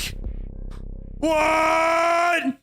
Bro, he's fast as shit. Bonnie is the sole reason why this minigame is so AIDS. Bonnie, for some reason, thought that today was the day he was going to take the Rock Lee ankle weights off and show us his true speed. Bonnie is so astronomically fast during this minigame, it's not even funny. 3, 2, 3. Oh my motherfucking God. Oh my fucking God. Oh my fucking God. Can I break his knees? You have maybe 2 seconds of time to look at the screen before he kills you, so you have to be fast. And what adds to the difficulty of this night, the hitbox of the progress bar you have to click and hold. Swiping your mouse back and forth to check on Bonnie, then moving back to the computer is insanity. And when you come back, you have to hold the position of your mouse on this tiny little progress bar and continue to hold. But you can only hold for maybe 1 second before you have to turn back around to Bonnie and wait for him to walk all the way back to the door. And keep in mind, the progress bar is decreasing every time you look away, so you're really just fucked. And once you complete a camera is when you notice you have to fix 3 more. And if you ever die to Bonnie, go back into them all over again. Fuck you. This minigame took me around 30 minutes to finally complete. It's unironically the second hardest canonical challenge in this game, and I would love to have to never do it again. Oh, but one more interesting detail about this minigame. The final camera you fix briefly shows Foxy in the camera. Oh boy, I hope that's not foreshadowing or something. After completing that hell, we don't have to almost get touched by any robots on our way out and are free to move on to night 4. The phone guy calls us and fucking rambles about some bullshit I don't care about. He says that there was an ancient civilization that archaeologists found, and those researchers were later haunted by handprints of the ancient civilization. Again, I really don't give a fuck. This is purely symbolic for the story of the game, which I'll talk about later. But this was the story he was itching to tell us. I would rather itch my balls than hear him talk about that again. The threat introduced on this night is Foxy. Spoiler alert, the camera was foreshadowing something. Foxy acts exactly how you think Foxy would act. You have to look at him to stall him, and if you don't, he'll run to your office. But as I'm sure you could have guessed, he too doesn't care about your door. Watching him will push him back, so you know, just make sure you're doing that. Something of note is how Foxy breaks the cycle you've been really trying to build up throughout the game, forcing you to develop a new one. Up until this point, watching Chica has probably been your main focus, but now with a character that demands even more attention, I'm sure you could figure out why Foxy will put a big wrench into your plans. Now you have to find a way to constantly watch Foxy and Chica, and lucky us, Foxy is on camera 6, several cameras away from Chica's attack cameras. This game knows what it's doing. Sure, it's frustrating, but it's also genius. In this post-night minigame, we're told we have to fix a ventilation problem. Phone guy tells us it's just turning a few knobs. The ventilation room is in a door right off of the storage room, so the storage room is where we go. I don't see anyone yet. Hi, Bonnie. Were you expecting me to go there? Were you expecting to cut me off? Sorry, asshole. Not gonna happen. Is that not horrifying? Bonnie is standing right next to the computer we've been going to every night. He's starting to remember our patterns, getting to the computer before we can in hopes that he could jump us. But lucky for us, the computer is not where we need to go this time. Entering into the ventilation room, we have 6 knobs in front of us and 2 large vents to our left and right.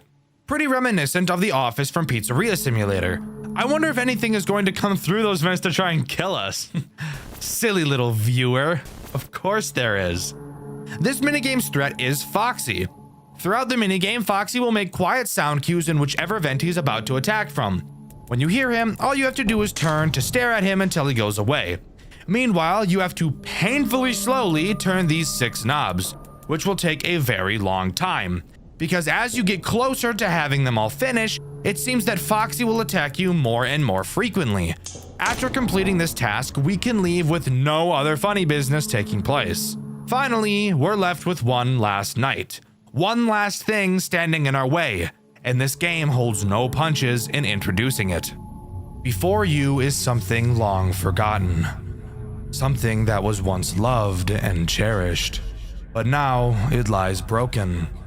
It is left abandoned. You know what becomes of something long forgotten. It dies a second death. It grows cold. It is unmoving. But what if some things don't wish to be forgotten? Do you know what happens when something refuses to be forgotten? It becomes angry. Anger is eternal. Anger grows, it festers, it burns, it writhes, and then it finally happens. It is given new life. It returns to us. It haunts us. However, it doesn't return as it once was. It returns as something else, something unrecognizable. Through its anger, it is reanimated. And with that, we're given one final message. The flash slows him down. Godspeed. When I first read that message, it gave me chills for some reason. It's like just by reading that, I knew what I was about to experience. Absolute agony. We get another call from the phone guy. He explains his reasoning for why he thinks the robots are alive. He thinks they're angry that they've been forgotten about and left abandoned for years, and he couldn't be more right. Night 5 introduces Freddy. Holy fucking shit, Freddy. Freddy is by far the most dangerous character in this entire game. When Freddy moves forward, he will never move backwards. And once he gets to your office, it's over for you. Yo, get the fuck away from that fucking door! You get the fuck away from that door! What? Oh, fuck, dude. Freddy is a dick. Raps. How do you stall Freddy? By using the flash, of course. When you flash Freddy, he will cover his eyes. Something interesting to note is that Freddy is the only character to be animated on the cameras. Such a small detail, but a detail I think is really cool. If you really want to make sure Freddy doesn't move, you'll have to time his intervals, since they don't vary, and make sure you're onto his camera and flash him at quite literally every single opportunity. You don't have much time to waste, as Freddy is fast. Really fucking fast. I don't quite have the vocabulary necessary to describe how intense this night really is. And if you get bad Sparky spawns like I often did, you could easily spend hours on this night. I was lucky enough to only have it take me a single hour. But if you manage to control your nerves long enough to complete this night, we will have one final minigame to talk about. After completion, we get one final call from the phone guy. He very ominously tells us to enter the dining room. He says he wants to show us something. Upon entering the dining room, we're greeted by all 5 animatronics staring back at us. The camera to the dining room flashes, and we hear the phone guy, named Ralph, explain that the reason it flashes is so that you can take a screenshot of the camera. Ow! Oh! Oh! Fuck! See? That's why I told you to make it a boomerang. Ralph then used that image to post on his blog. He's been using these camera images for his blog all week, and we were the bait. One last goodbye is said, and the restaurant goes quiet. The gameplay of Freddy's Reanimated is incredible. There's no doubting that. This game, of course, has a custom night with 3 additional unlockable characters. The first of which being Bon Bon, who's actually a reference to the game Freddy's Web Adventure. Pretty cool. Occasionally, he will appear on your cameras. If you don't click him fast enough, he will disable all of them for the remainder of the night. The next character you can unlock is called the Hawk. He acts as a Phantom Chica-like character. He will periodically appear on the cameras, blocking the view, and if you don't turn away from him, he will kill you.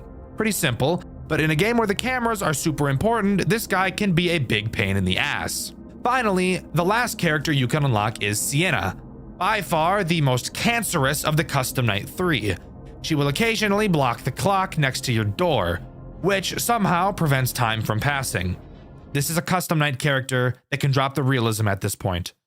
All you have to do is click her nose and she will go away and the time will continue to pass.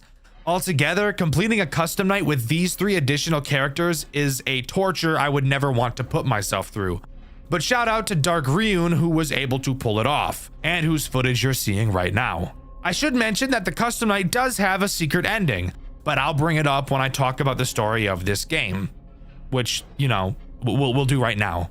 The story of Freddy's Reanimated is honestly one of the most surprisingly thoughtful pieces of writing I've ever seen in a FNAF fan game. It's not about murder, or purple men, or endless timelines that make my brain feel like fucking mashed potatoes. It's about being forgotten, and about what happens when something that used to bring people joy is left to rot and fade away. The entire game is built on this theme: nostalgia, decay, and the quiet horror of being erased from memory. Freddy's Reanimated takes place inside Freddy Fazbear's Pizza Place, a restaurant that's already dead by the time we get there. It used to be loved. Kids laughed, parents smiled, the animatronics performed, and everything was fine, until it wasn't. Over time, the crowd stopped coming, the lights dimmed, the laughter stopped. The building was abandoned and left to gather dust for over a decade. No massacres, no missing children, just nothing. The kind of death most things really suffer. When the game starts, we're told the place is finally being demolished, and Ralph, the manager, hires a night guard to keep an eye on the place for the last few days. That's us. But before us, there was another guard, Mike Schmidt. Yeah, that Mike Schmidt. He worked one night, just one, and didn't make it out. In the demo of this game, we actually see what happened. Mike survives until 6 a.m. The power cuts, and Freddy himself storms into the office and literally bites his head off. No mystery, no cover-up. It's brutal, it's direct, and it sets the tone for everything that follows. When Ralph brings us in months later, he acts like none of that ever happened. He's casual, a little too calm, and gives us these half-baked instructions that sound like he's either high out of his mind or hiding something. He keeps asking us to do these little tasks: fix the power, upload old files, check the cameras, all while brushing off the fact that the animatronics are moving. Every night, our character emails Ralph describing what they saw, and every night Ralph dances around the truth. He never says, "You're wrong," but he never says, "You're right" either. It's like he knows what's going on, but refuses to say it out loud. Then, finally, on the last night, Ralph tells us a story. the story he's been dying to share. He says that back in the 1940s, archaeologists discovered a cave covered in human handprints. The people who found it were haunted by those same handprints for the rest of their lives. Like the dead were reaching out just to remind them they were still there. And Ralph thinks the same thing is happening to Freddy's. He believes the animatronics are moving because they refuse to be forgotten. That after sitting abandoned for over a decade, their anger, this pure, desperate rage, literally reanimated them. Not out of vengeance, not because of possession, but because of memory. Because they were once loved and then left behind. It's such a fascinating take. The idea that these animatronics aren't evil, they're afraid. Afraid of fading away. It's one of the first FNAF fan games I've seen that makes you feel sorry for the monsters chasing you. They're not killing you because they want to, they're killing you because they don't want to disappear. After you survive the final night, Ralph asks you to head into the dining room. He says he wants to show you something. When you enter, all 5 animatronics are standing there, waiting for you. It's one of the eeriest visuals in the entire game. Completely still, completely silent. Ralph activates the camera flash, and the screen freezes in a burst of light. Then he says, I finally figured out what the flash button does. It lights up the room so that you can take a screenshot of the camera you're looking at. I finally have more recent images for my blog. And that's when it hits you. The whole time, we weren't protecting the building, we were the bait. Ralph was using us to get the footage and screenshots he wanted for his personal blog, to turn the remains of this haunted restaurant into online content, the same way we, as players, chase nostalgia. Ralph chases it too. He's obsessed with documenting something that's supposed to be gone. After everything, the building is demolished. Ralph's posts about it online, sparking renewed interest in Freddy Fazbear's pizza place. People remember it again. The animatronics, those same restless spirits that didn't want to be forgotten, finally get what they wanted. They are remembered. And then they rest. The player gets their paycheck. The story ends not with a scream, but with silence. It's such a powerful way to close things out. Freddy's Reanimated isn't about surviving animatronics. It's about the fear of being erased. It's about what happens when the world moves on and leaves you behind. Even the custom night ending reflects that idea. Mike Schmidt's death is written off as a bear attack. Just a tiny headline, nothing more. And Freddy Fazbear himself, lying in the rubble, surrounded by everything that used to be alive, now just forgotten scraps of metal. For a game that's meant to be realistic, it's ironic that the story is one of the most human I've ever seen in this genre. Freddy's Reanimated isn't just the most realistic FNAF game ever made, it's one of the most real stories the community has ever told. Would you like to hear one last interesting piece of information I have to share? There is a secret in this game up until this point. As far as I'm aware, nobody has ever found it, and I can guarantee you've never seen it before. A secret so rare that the chances of finding it exceed luck that no human has ever had. And I want to thank City, the author of the FNAF fan game wiki, for providing me with this information and allowing me to share it with you guys. We know that Michael got bitten and killed by Freddy, but did you know you can actually see Michael's corpse inside of the game? You just have to be incredibly lucky. To start, you must have already beaten the main game. No custom night completion is necessary. Then you have to restart the game from night 1.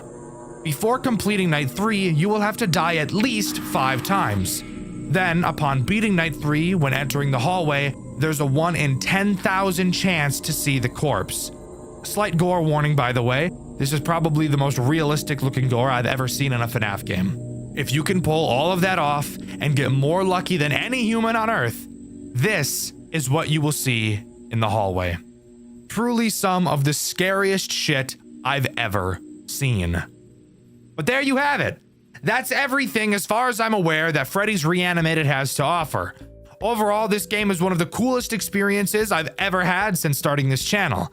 I don't think this game is nearly my favorite. I think I like Junior's and Banshee just a little bit more, but it's definitely close. The atmosphere, the sound design, the game design are all borderline perfect works of art. The Five Nights at Freddy's formula. Arguably what defines a FNAF game in the genre of a FNAF game. You're stuck in a small space, you can't move, and several threats are trying to eliminate you as you use a small amount of tools to defend yourself for an arbitrary amount of time. This, in a nutshell, is Five Nights at Freddy's as a genre. However, there are some Five Nights at Freddy's fan games that don't follow this formula, and if it wasn't for the use of the characters from the original game, you would have no idea that they were even FNAF games to begin with. And maybe you can think of a few games like this. The game I'll be covering today is another one of those games. A game so unique, so good, that if it didn't use official FNAF characters, it could easily be its own fantastic survival horror experience. So sit back, strap in, and join me today as we cover Fredbear and Friends Reboot. You can honestly think about Fredbear and Friends Reboot as more of an Outlast, Resident Evil, or Poppy Playtime style game, purely in terms of how it plays. It's a story-based, free-roam survival horror game, except it uses characters and settings from the Five Nights at Freddy's universe, and it's honestly super cool. We play as a guy named Thomas. When this game takes place, the Fredbear and Friends restaurant had been closed for over 26 years. And together with our friends Chris, Ashley, and Richard, they all decided it'd be a great idea to do some urban exploring in the now abandoned building, not knowing that they were about to walk into a sick and sadistic death trap, the likes of which they'd never experienced before. We drive to the restaurant where all of our friends are waiting and head inside to find them. We all talk about what the plan is, and it seems like they don't even fucking have one. So like, why are we even here? No matter. We decide to all split up like Scooby and the gang to explore faster, something I would never agree to do because this building is so dark I can barely see 10 feet in front of me. So, to solve the darkness problem, Richard finds the power room as we enter the office of the building. Successfully turning the power on, I ask the question, is it even possible for a building 26 years abandoned to even be able to have power? That's a genuine question, by the way. I mean, I guess it makes sense, but like, who's paying that bill? The city? I have no idea. After having our fun in the office, we meet back up with our bald friend Chris. I know being bald isn't a crucial plot point, but a plot point I found relevant to point out. Like, imagine being bald. Couldn't be me. I have luscious locks. Bald bitch, loser bitch, boy, loser bitch. Chris tells us he wants to continue exploring to find out more about this place, which I call bullshit on because this bald loser is sitting down and is actually not exploring a damn thing. Heading back to the office, we find 2 documents for Chris since he's too lazy to go look for himself. One of the documents mentions the animatronics acting up, and the other talks about an armed man in a purple suit. I wonder who that could possibly be. We go back to where Chris was, only to find him missing. After exploring around, we realize we can't find Richard or Ashley either. We hear a voice in the distance yelling to get away, and later hear what sounds like Richard getting attacked. What the fuck? We decide to say fuck our friends and run to the exit, only to find that the door is somehow locked. We decide we need to go hide in the office since there's a door we can close to keep ourselves safe. As we run down the hallway, we run into Chris. Relieved, we go to greet him, only to watch him get snatched from something hiding in the vent on the ceiling, pulling him up into the ceiling and tearing him apart. Yeah, not this way though, not fucking that way, no we ain't. We obviously turn around and go to the other entrance of the office since I'm not about to get ganked like Chris just did. As we go to the other hallway, we can hear loud metallic footsteps following behind us. We quickly hide under the desk and hope that whatever is following us is retarded. We watch as a crooked spring Bonnie limps through the office, unaware of our location. We come back up only to hear a ring of the phone on the desk. We answer the phone to be greeted by some douchebag using voice mod like those guys that go on Valorant to flirt with any female over the age of 10. If you want to survive, listen very closely.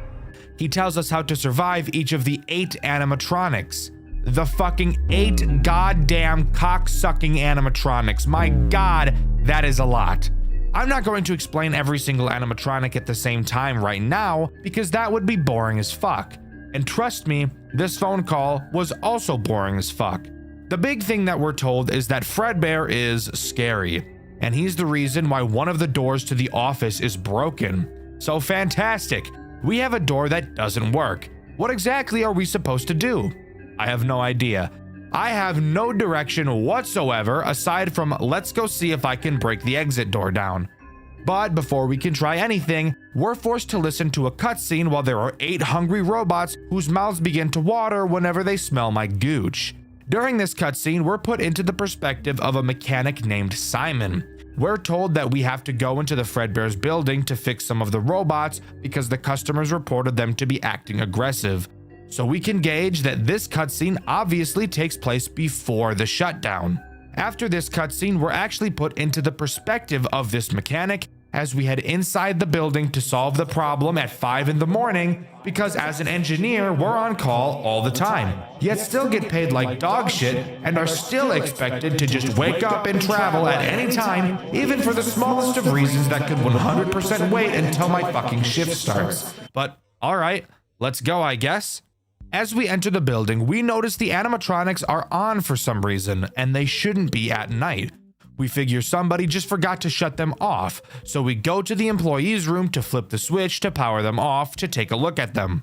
After grabbing the key from the office and heading inside, we find that the power lever for the robots is actually already off, yet for some reason, the characters are still on. We decide to just manually shut them off to work on them instead. So we walk to the stage, reach up to turn off Spring Freddy, only to get that soldier boy cranked on us and get knocked the fuck out by a guy who I can only assume to be the guy we heard on the phone. We come back to playing as Thomas again, and are tasked with obviously finding a way to get the exit door unlocked. We find a key to the bathroom on the office shelf and head down the hall to go inside. Inside of the bathroom, we find a hammer that we hope we can use to break the lock on the exit door. However, as we exit the bathroom, we see the non-attractive, fat-ass version of Chica heading in our direction, so we quickly jump inside of one of the stalls to hide. We hold our breath as Chica passes by and quickly run out to the exit door. We break the handle to the door and open it, seeing the final exit door. We don't get far before Foxy jumps out at us for some fucking reason. This door was locked? Why the hell was Foxy on the other side of it? Oh well, what the fuck ever. It's a little bit more important right now that we run away from the murder robot behind us. We run back to the employee room and hide behind a shelf. Foxy walks inside, but before he can find us, he hears a noise coming from the door inside of the room. Opening it, he finds who I can only assume to be Richard and jumps him like he's in Detroit. We take this chance to book it back to the exit. As we run, we hear Richard getting torn apart, screaming. We get to the door just in time and Jesus fucking Christ, the door is gone? What the fuck? Let's ignore the fact that this doesn't make sense because I don't think I need to explain to you why a door disappearing doesn't make sense. We turn around to see a certain large twitching bear. He just screams in our face and disappears, clearly being a hallucination. We figure there's no better time than the present to find another exit. As we walk into the main party room, so does Spring Bonnie. And now's the time where I can talk about how he works. Spring Bonnie is as basic as it gets when it comes to a survival horror character. He patrols around the building, and if you get too close to him in his line of sight, he'll start chasing you, and he won't stop chasing you until he kills you. And there's also no chance you're going to outrun him. The only way to get him to stop chasing you without dying is to lure him to the side of the office with a door and close it. But you also really have to be careful with how you close this door, because it doesn't work how any normal FNAF door would. It only stays closed for about 2 seconds, so make sure you time this properly. Nope.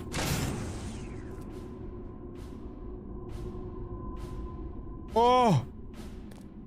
I closed it! I fucking closed it! I fucking closed it! I fucking closed it! I'm dead. I'm dead as shit. If you do, Spring Bonnie should be teleported to a different room in the building. We maneuver our way around Spring Bonnie and eventually make it to the other exit of the building, only to find that the door is missing too. Isn't life just so awesome sometimes? It's at this moment we hear Richard scream, which confuses me because I thought Richard just got killed by Foxy. So if who we heard just now was Richard, then who did Foxy just kill? It couldn't have been Chris because we saw Chris get killed by the fucker in the vents. It also couldn't be Ashley because it was 100% the scream of a man. And it can't be the engineer because he entered the building in that cutscene 26 or more years ago. This is not important at all, so let's actually continue talking about what's happening, shall we? We head back to the office where we heard the scream, only to find nobody there. We figure for some reason we should go back to the employee room. Why? Ask Shitlips Thomas, because I can't figure out a good reason to go back there, but apparently he's the FNAF expert and not me. Before we can continue, we get another engineer cutscene. We're dragged into a back room and we overhear two people talking. Well, really only one person talking because the other guy has his voice changer on so deep thinking it'll make the e-girls wet. So I really can't even hear him. Why didn't you just kill him?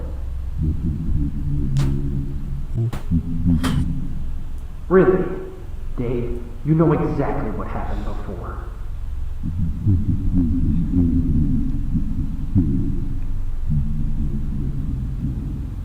The voice I can hear sounds suspiciously like the guy on the phone who called us here at 5 in the fucking morning.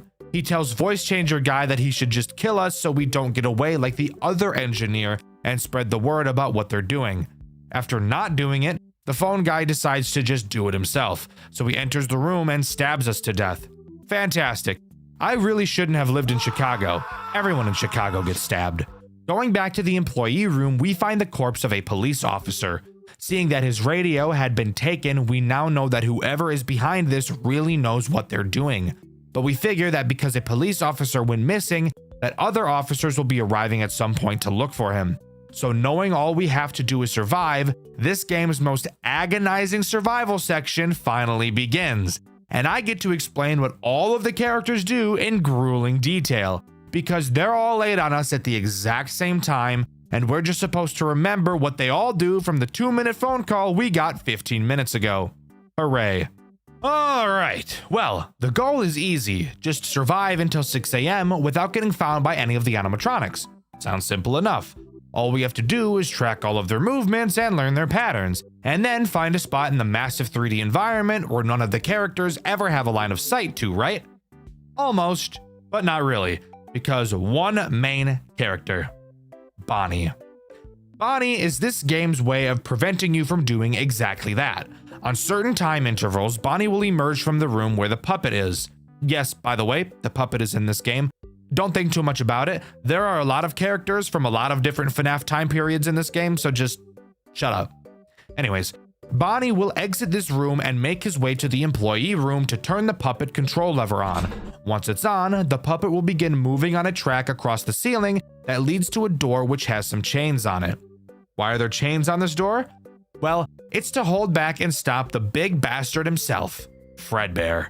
If the puppet makes it all the way to this door, it will break it down and allow Fredbear to come out. And spoiler alert, Fredbear always knows where you are, and if he gets out, you will 100% die, because as mentioned earlier, he doesn't care about the doors, and he is faster than you are. So, all you have to do to prevent this from happening is go into the employee room and turn off the puppet control lever whenever Bonnie turns it on. This leads to you needing to be moving around pretty consistently throughout this night. Why do that when you could just hide right outside of this room, or maybe even inside of it? Well, that's where Spring Bonnie comes back in. Spring Bonnie, and in fact every character during this section, has a very specific movement pattern that they will walk in. And thank God they do, because memorizing these patterns is the only reason I ever completed this section. Spring Bonnie has the habit of walking into literally every single room in the building, and his line of sight is really large, so you will have to always maneuver around him. Also, if that wasn't awesome enough, with every hour that passes during this section, each animatronic will become more and more agile, which really just means their line of sight increases. Chica is the next character I want to quickly mention, and she is pretty boring as a character. She's just Spring Bonnie, except her path doesn't cover as much ground as his does. Her line of sight also appears to be a lot smaller than his, so that's good news, I suppose. She does go through the main party room a bit during her cycle, and that will become important later when I go over my amazing strategy. Let's cover Freddy next, as he will probably cause you the least amount of issues out of every character in this game. Freddy will randomly spawn in random rooms, typically next to the doorways. All you have to do is not walk directly into him. He won't chase you, but if you get too close, he'll instantly kill you. So really just make sure you're watching where you're going. Mangle isn't that terrible either. Side note, I know its name in the game isn't actually Mangle, but fuck you. It looks just like her, and it crawls through the fucking vents like Mangle, so I'm calling it Mangle. Mangle is also the one that killed Chris in that cutscene earlier too, by the way. Mangle is also incredibly easy to deal with. On the floors and ceilings of certain rooms, there will be large vents. Occasionally, you may notice wires coming out from those vents. That means that Mangle is waiting there, and if you walk by, she'll snatch you up. So once again, just like Freddy, open your eyes and you'll be just fine. Foxy is the only real problem during this night, as he's a random character with no pathing, and is also super easy to forget about. Foxy has the chance to be hiding behind any doorway at any time. The only way to tell if he's there is by standing next to the doorway and listening for quiet breathing. For some reason, you can't just move to one side of the door and check if he's standing there, since you literally can't see him even if he is there, which is something I died to in my playthrough, and you can see that over on my second channel, Dxtr Black. That's really all of the problems to worry about during this night, but Bonnie is obviously the most dangerous. So, how should you go about pulling this off? Well, when this game first came out, there was a super awesome glitch you could use to cheese this entire section. If you remember where we hid from Foxy during a cutscene, you used to be able to hide in the exact same spot, and both Bonnie and Spring Bonnie, aka the only characters that enter the employee room, wouldn't be able to see you hiding there. And since it's in the employee room, it was right next to the puppet control switch, so you could beat the entire section just by standing in one spot. Unfortunately for me, I didn't get the luxury of being able to do that, as in the newer version of this game, during this section only, an invisible wall is placed there to block your path. So I had to play the legitimate way. This is when I started to develop my strategy. I'm gonna be so real with you, it took me about 45 minutes to complete this section. I am complete ass at these types of games, which is why I never play them. I personally really dislike the mechanic of every enemy is patrolling randomly and will chase you when seen, but you also have a bunch of bullshit to do at the same time. I know it's a common mechanic, but it's just never something I was able to get into, mainly because I don't take being chased very well at all, so it just kind of gives me a lot of anxiety. Here's how this section can be beaten 100% of the time for anyone who struggles with things like this, like I do. I came up with this myself. I'm super proud of myself. I did no walkthrough because I'm the best. The first step is to run out of the employee room as fast as you can and get to the far corner of the main party room to the left of the main stage. You have to be fast because Spring Bonnie will enter this room quickly after. While in this corner, both Spring Bonnie and Bonnie will never be able to see you, which is huge since this location also gives you an easy view of both of them since they enter through the door on your left. Once in this corner, Spring Bonnie will soon pass by.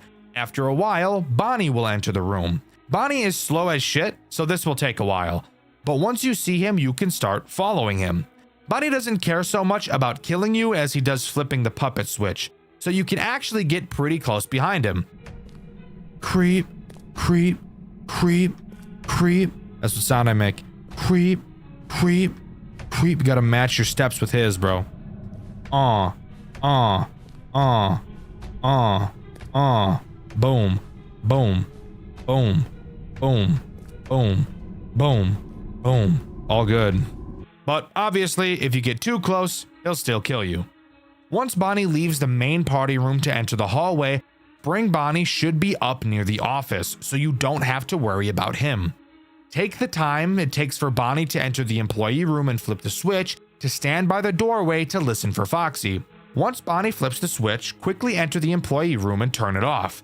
After Bonnie flips the switch, he will exit the room through a door you can't even open, so you don't have to worry about him turning around. After flipping the switch, you want to run back to the main party room. At this point, Chica should be inside. She will walk around the tables and exit the room through the door that both Bonnies enter through. Simply be slow and follow her. Once she leaves the room, go back into the far left corner again. This is now going to begin the second cycle. This time, since the paths that Bonnie and Spring Bonnie take are much different in length, they will be a lot closer together. Bonnie will enter the room first this time, with Spring Bonnie directly behind him.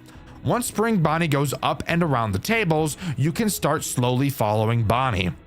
At this point, you'll have to be patient, since Spring Bonnie will enter the entrance room, then travel back into the party room, and then go into the hall to the employee room. Then we'll travel to the office.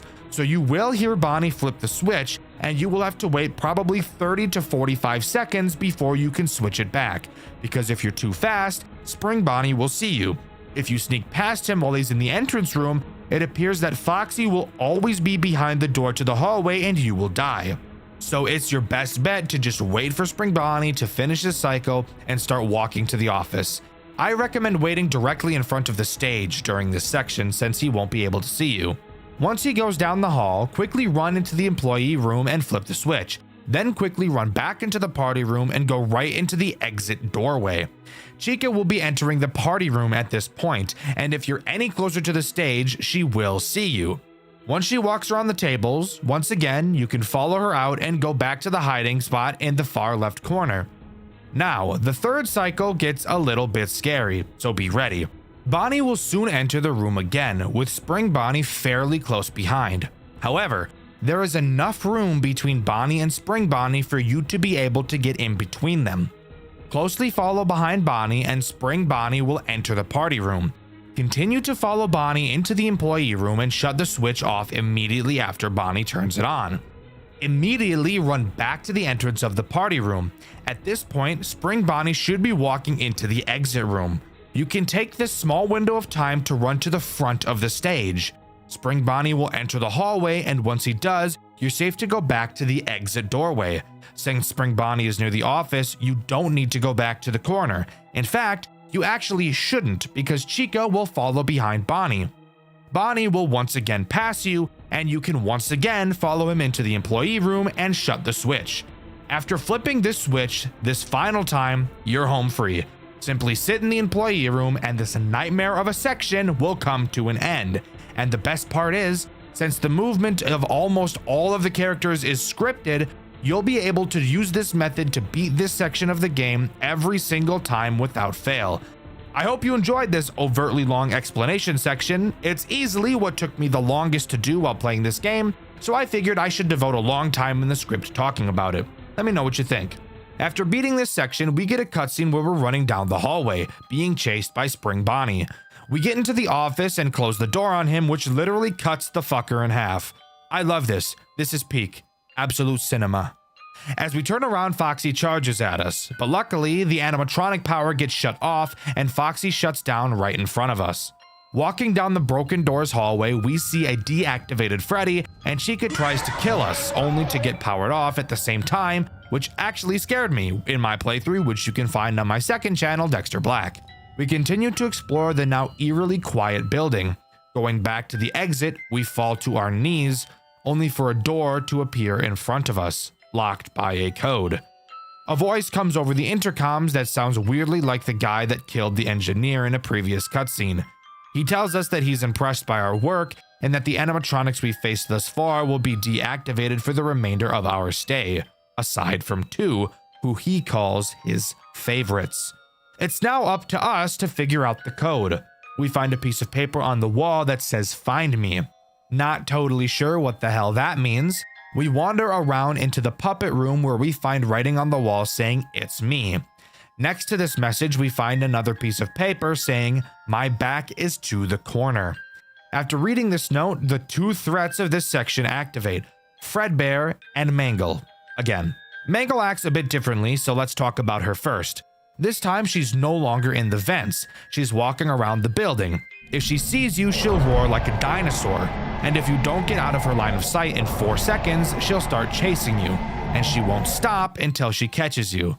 So just like, run, I guess, bozo. Fredbear, on the other hand, should be scary. But because of an item we got at the beginning of this segment, he really isn't. At the start of this section, we're given a taser. Fredbear will always know where you are and will constantly be crip walking towards you. Except, Fredbear while walking is very slow, so you can easily stay away from him.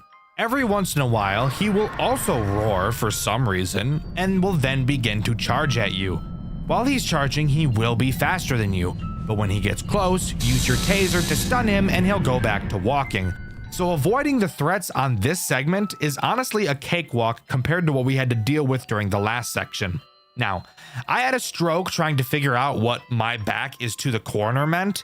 What you have to do is find Freddy, since his back is to the corner of the wall. Except not really, because his back is just to the wall, not really the corner. Regardless, on his back is another note stating camera 2.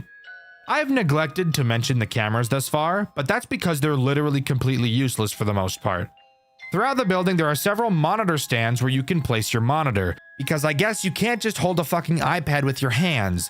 You instead need a holder like a toddler who blares annoying ass YouTube videos while in a public restaurant, and the parents just find nothing wrong with that since they'd rather have the internet raise them instead of them. Anyways, when you place the monitor down, you can look at the cameras. Big whoop. Using your eyes is better in a game like this because you can walk around freely. Regardless, looking at camera 2 now, we find another message saying, "I'm here." Going to the location of camera 2, you'll find another note saying, "Look up." On the ceiling, you'll find the number 7 and yet another note reading "Inside my head." What this means, if you weren't a genius like me, is that you have to go to Foxy in the office and look in his mouth. Inside, you'll find the number 3 and another note reading "Behind a curtain." Now, there are 3 curtains in this building, and you have to look at each of them in a specific order, which is dumb because all you're doing is looking behind them. Behind the last curtain, you'll see the number 7, and then some text reading "The safest place" will start flashing on your screen. Let's pause. I really don't understand why it wasn't just another note. This is supposed to be like an escape room set up by the guy that locked us in here. How the fuck was he able to make us hallucinate a phrase? I don't know. Let's move on. The safest place refers to the office. Going back to the office, we find another note reading the second digit. Obviously, the second digit is the number 3, as it's the second digit we found on this little scavenger hunt. Finally, going back to the exit door, we can type in the code 6373. Fun fact, by the way, you can actually just type in this code at the start of this section if you don't want to go through all the bullshit I just explained, because there's no check here to see if you have or not. But after punching in the code, the door disappears. Opening another door that it was covering leads to another room with no fucking door. Falling to our knees again, all of a sudden the door reappears for some reason, and a bunch of police officers barge in past us, and we're taken out of the building to safety. After being rescued, we're shown a cutscene where Thomas is either being interviewed by police or is in a therapy session. I can't quite tell which one is correct. He freaks out about his friends being killed and then realizes he never heard anything from Ashley. No screams, no body found, nothing. This makes him tweak like when I'm in line at the grocery store and some 40-year-old mom pulls out her own grocery bags to save the environment. You want to know what I do when I see someone using their own bags in the grocery store? When it's my turn in line, I tell the bagger, "Hey, all my shit, double bag it." Anyways, after this cutscene, we're thrown into the credits. But that's not where this game comes to an end. We actually get a post-credit scene like it's a Marvel movie, where Thomas is in his room. He wakes up in the middle of the night and looks out his window, only to see the silhouette of an animatronic we never saw in the pizzeria staring back at him. And finally, Fredbear and Friends Reboot comes to a close. Overall, I think this game was a super enjoyable experience. Did I get overtly frustrated and almost give up while playing the survival section? Yes, but I beat it, and I'm glad I did. The story to this game is simple and nice. There's no retarded digging that we have to do to learn the simplest things like a fucking name of a character, Scott, asshole. We're instead just given a story the way it should be given. A few mysteries here and there, but nothing so overtly frustrating that it makes it not fun to figure out. The game looks gorgeous, it plays well when you understand what you're doing, and overall I would highly recommend you give it a go. Obviously, from the teaser we saw at the end of the game, a second game was clearly in the works. But with no updates for several years, and it being confirmed that at some point the game's development was put on halt, And given the fact that this game came out 7 years ago, I don't think it's very likely we'll see Chapter 2 anytime soon. But hey, only time will tell. The lore of Five Nights at Freddy's fan games, something I'm typically not interested in. However, occasionally a fan game will come around that actually catches my attention, and the game we'll be covering today is one of those games. However, I actually didn't care about the story at all until I got to the third game. That's right, the game we'll be talking about today is a big one. 3 games in total to go over, and I promise there will be plenty of salt along the way. Join me today as we dive into the ups and downs of Five Nights at Maggie's. Maggie's doesn't throw us into a story right away, instead just starting how the original FNAF begins, with a newspaper of a job notice for a security guard. We take the job, not knowing who our character is, and jump right into the first night, where we can already talk about a game mechanic choice that I can't quite wrap my head around. First, let's talk about the office. It's so incredibly simple that it is somehow more basic than the Five Nights at Freddy's 1 office. You have 2 directions you can turn. One direction has the cameras, and the other side has a single door. Now let's talk about the mechanic that makes me question what the developer was thinking. How do you think the camera system operates? Maybe a camera map with buttons? Maybe using the arrow keys to surf through the cameras? All wrong. You have to use the number keys on your keyboard. I have to use the number keys? Really? That's awful. I actually have to use, I can't touch the buttons with my mouse. Let me tell you why this is so awkward. Because of your flashlight. Your flashlight is used to flash the doorway behind you and the vent underneath your desk. Your flashlight is controlled by your control key, and of course, because it's a FNAF game, you have to use your mouse for everything. So you have one hand to use 8 of your number keys and the control key. This leads to an overall awkward controlling experience, but that could just be a nitpick. It was just the first thing I noticed. Now, to talk about the characters that Night 1 introduces. Let's start with the main character herself, Maggie. Maggie is as basic as you can get in this game. Spoiler alert, all of these characters are basic. Maggie will move around the cameras and eventually make her way to your door. When she's there, all you have to do is hold the door closed until you hear her leave. This is where you'll notice something interesting about this game. There is no power system in this game. And if you think that it will be balanced somewhere else so that this generosity isn't easily abused, you would be wrong. You can hold the door closed the entire night. But we'll talk about the strategy of this game a bit later. The next character introduced on this night is Lola. Lola does the exact same thing as Maggie in the exact same way. You got you got an hourglass going. Lola is the best. In bed? What is wrong with me? She even goes through the exact same cameras and is also dealt with by using the doors. Something you'll notice about later nights is that Maggie or Lola is pretty much consistently in your hallway at all times, leading to you needing to hold the door closed pretty much the entire night, forcing you to look at this stupid fucking John McAdams in the fucking eyes. The final character introduced on Night 1 is Banshee, the fat-ass pig, aka your mom. Banshee has a random chance to appear on any camera whenever you switch to one, acting exactly as Phantom Chica. If you look at him for too long, he will fuck your shit up like my buddy fucks up grilled cheese sandwiches. And let me tell you, that guy eats the shit out of grilled cheese sandwiches. However, once we talk about the ultimate strategy a bit later, you'll quickly learn how Banshee will pretty much never be a problem. Overall, if you know how to use your noggin a little bit, you may notice that all 3 of these characters can be dealt with by just holding the door closed the entire night and never doing anything. Hold your left click down, take a nap for 6 minutes, and then we'll start talking about Night 2. Night 2 introduces the final 2 characters this game has to offer.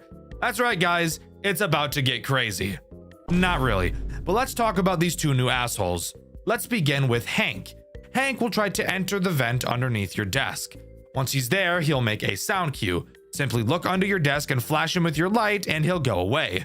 However, there is a chance he will stay in the vent instead of going back to the stage, except the side effect is he will still make a sound cue when you have to flash him again, so this really isn't as scary as it sounds. Flower is the other character added on this night, and guys, come in real close for me. Would you believe me? if I told you Flower was exactly the same as Hank? Well, guess what? She is. Quite literally the exact same mechanic. So nothing too much you'll have to worry about. There you go. That's every character in the game. Just kidding. I actually lied to you. There is one final character we have to talk about, except here's the thing. I don't know its name. I think it's Guppy, but that could be entirely wrong. Guppy appears on the cameras in camera 3. Guppy acts as this game's Foxy. You will have to watch him on the cameras to prevent him from moving. If he gets up and leaves, guess what? Dead. Ass souffle. However, since every main night after this one doesn't add anything new, it's time we talk about this game's disgustingly broken strategy. So, stay focused because it's super complicated. Basically, once the night starts, instantly turn to camera 3 to stall Guppy. Then turn around and hold the door closed, even if nobody is there.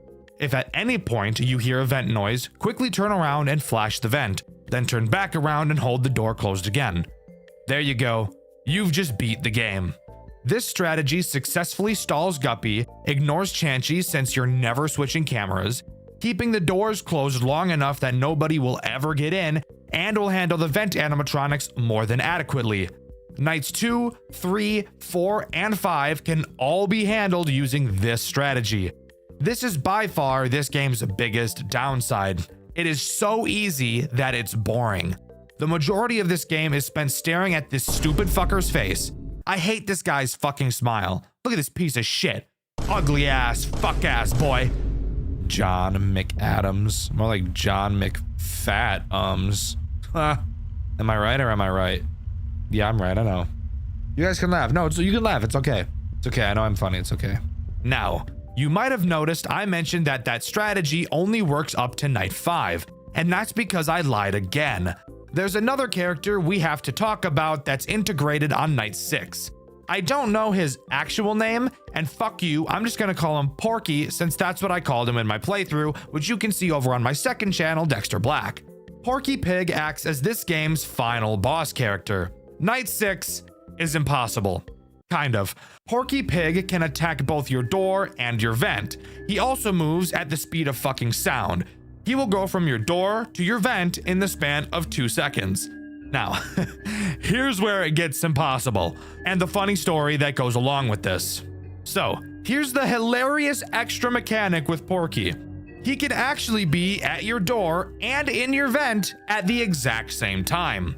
If he's at your door and you close it, you will hear him in your vent. Not there's a chance. No, you will hear him attack your vent. So you might think you should flash him in the vent. So you go to turn around. But the moment you let go of your door, you get fucked.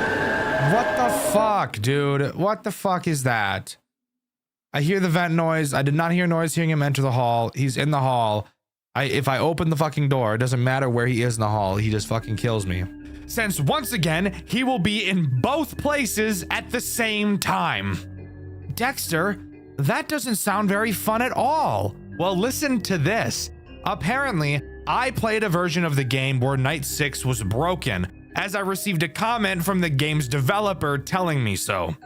So yeah, that's pretty interesting. So what actually happens if you beat Night 6? We get one final newspaper article explaining that the owner of Maggie's, Robert Madden, was found dead in his office from a shot to the head. Of course, since we were the only ones left in the building, we are the main and only suspect. We also learned in this newspaper that our name is Stephen Cadell. The article finishes off by informing the public that the pizzeria's new owner will be Robert's son, who isn't named. Now, I don't know about you guys, but this seems like the perfect murder for a son who really wants to take over his father's restaurant. I'm not throwing any fingers, but I'm just saying, I wouldn't be surprised if that's what this ends up being. Now, you may think I got through this game really quickly, and that's because I did. Five Nights at Maggie's 1 is an incredibly easy and boring game. However, it does pave the way for the super interesting story that the rest of the series tells. So, if you can get over that, then we can talk about Five Nights at Maggie's 2. And I promise, these games are only going to get more and more interesting. Let's dive down the rabbit hole. Five Nights at Maggie's 2 is significantly more interesting than the first game in terms of actual gameplay. To start, there are more than 2 things to look at. This time, on your desk, you have your cameras and a vent. To your left, you have a big hallway, and to your right, you have Guppy sitting dead as fuck in the corner. Want to hear something really great? The cameras in this game also have vent cams. Isn't that just awesome? Just kidding, I know it isn't. In terms of new characters, there really aren't any, just the returning characters from the first game, except this time, they're all withered. Night 1 introduces 3 threats. Let's start with the most basic of the bunch, that being Maggie herself. Maggie will wander around the cameras in an attempt to get to you through the hallway on your left. Once she enters your hallway, she will make a sound cue letting you know that she is there. When she is, you will have to turn to the hallway, pull up your shock button, and shock the hallway to make her piss off. Except you want to hear something really funny? Maggie has the chance to not leave the hallway when you flash her. Why? Because fuck you, I guess. I really dislike blatant RNG mechanics like this in games. It's the same reason why I hate Five Nights at Freddy's 3 and its bullshit 1 in 7 dick that it pulls. So maybe you don't want to have to deal with the chance of that RNG AIDS. Can you stop Maggie from reaching your hallway? Well, yes, actually you can. Inside of the cameras, you will find a play sound button, which, as the name suggests, will emit a sound on whichever camera you use it on. Maggie does not like this sound, so if you use it on the camera she's on, she will move backwards. Except I actually just lied to you. Remember how I said this was a way to avoid the stupid fucking RNG that Maggie pulls at the door? Well, guess what, fucker? That's right, she pulls the same RNG bullshit in the cameras too, except somehow it's even worse. Maggie has a chance to move forward a camera instead of backwards a camera when the sound button is used, actually making her progress to your hallway even faster. Isn't that just what you want? Hey, I just fucking sounded you, asshole. Don't act like I wasn't on top of that shit. So the way to deal with Maggie comes down to just completely ignoring her in the cameras and letting her attack your hallway, since you're going to have to deal with the RNG regardless. You might as well just put your focus somewhere else and only focus on her when you hear her in the hall. The second character Night 1 introduces is Chanchy. Wanna guess what he does? If you said the exact same thing as Maggie, you'd be absolutely right. And the best part? He also has the chance to be a complete dickhead and ignore everything all the time. Wanna shock him out of your hall? Well, maybe he's feeling like keeping his fat ass right there. Wanna prevent him from parking his fat ass right there with the sound button? Well, maybe he's feeling like getting to your hallway even faster. Fuck it. Okay, fine. So another character that's better off being ignored until an attack. That's not so bad. What about the final threat, Dxtr? Is that one any different? Yes, actually. The final threat introduced on Night 1 is Guppy. I fucking hate Guppy so much it isn't even funny. If you remember, Guppy is in the office with you to your right. Throughout the night, Guppy will try to... how do I say this? Slide his fingers down your crack? Hey, back the fuck up. Back the fuck up, Miss Missy. I tabbed out of the fucking game. The way you stop him is simple. Occasionally check on him and flash your flashlight at him to make him move backwards. The reason why I hate him so much, he makes no noise whatsoever.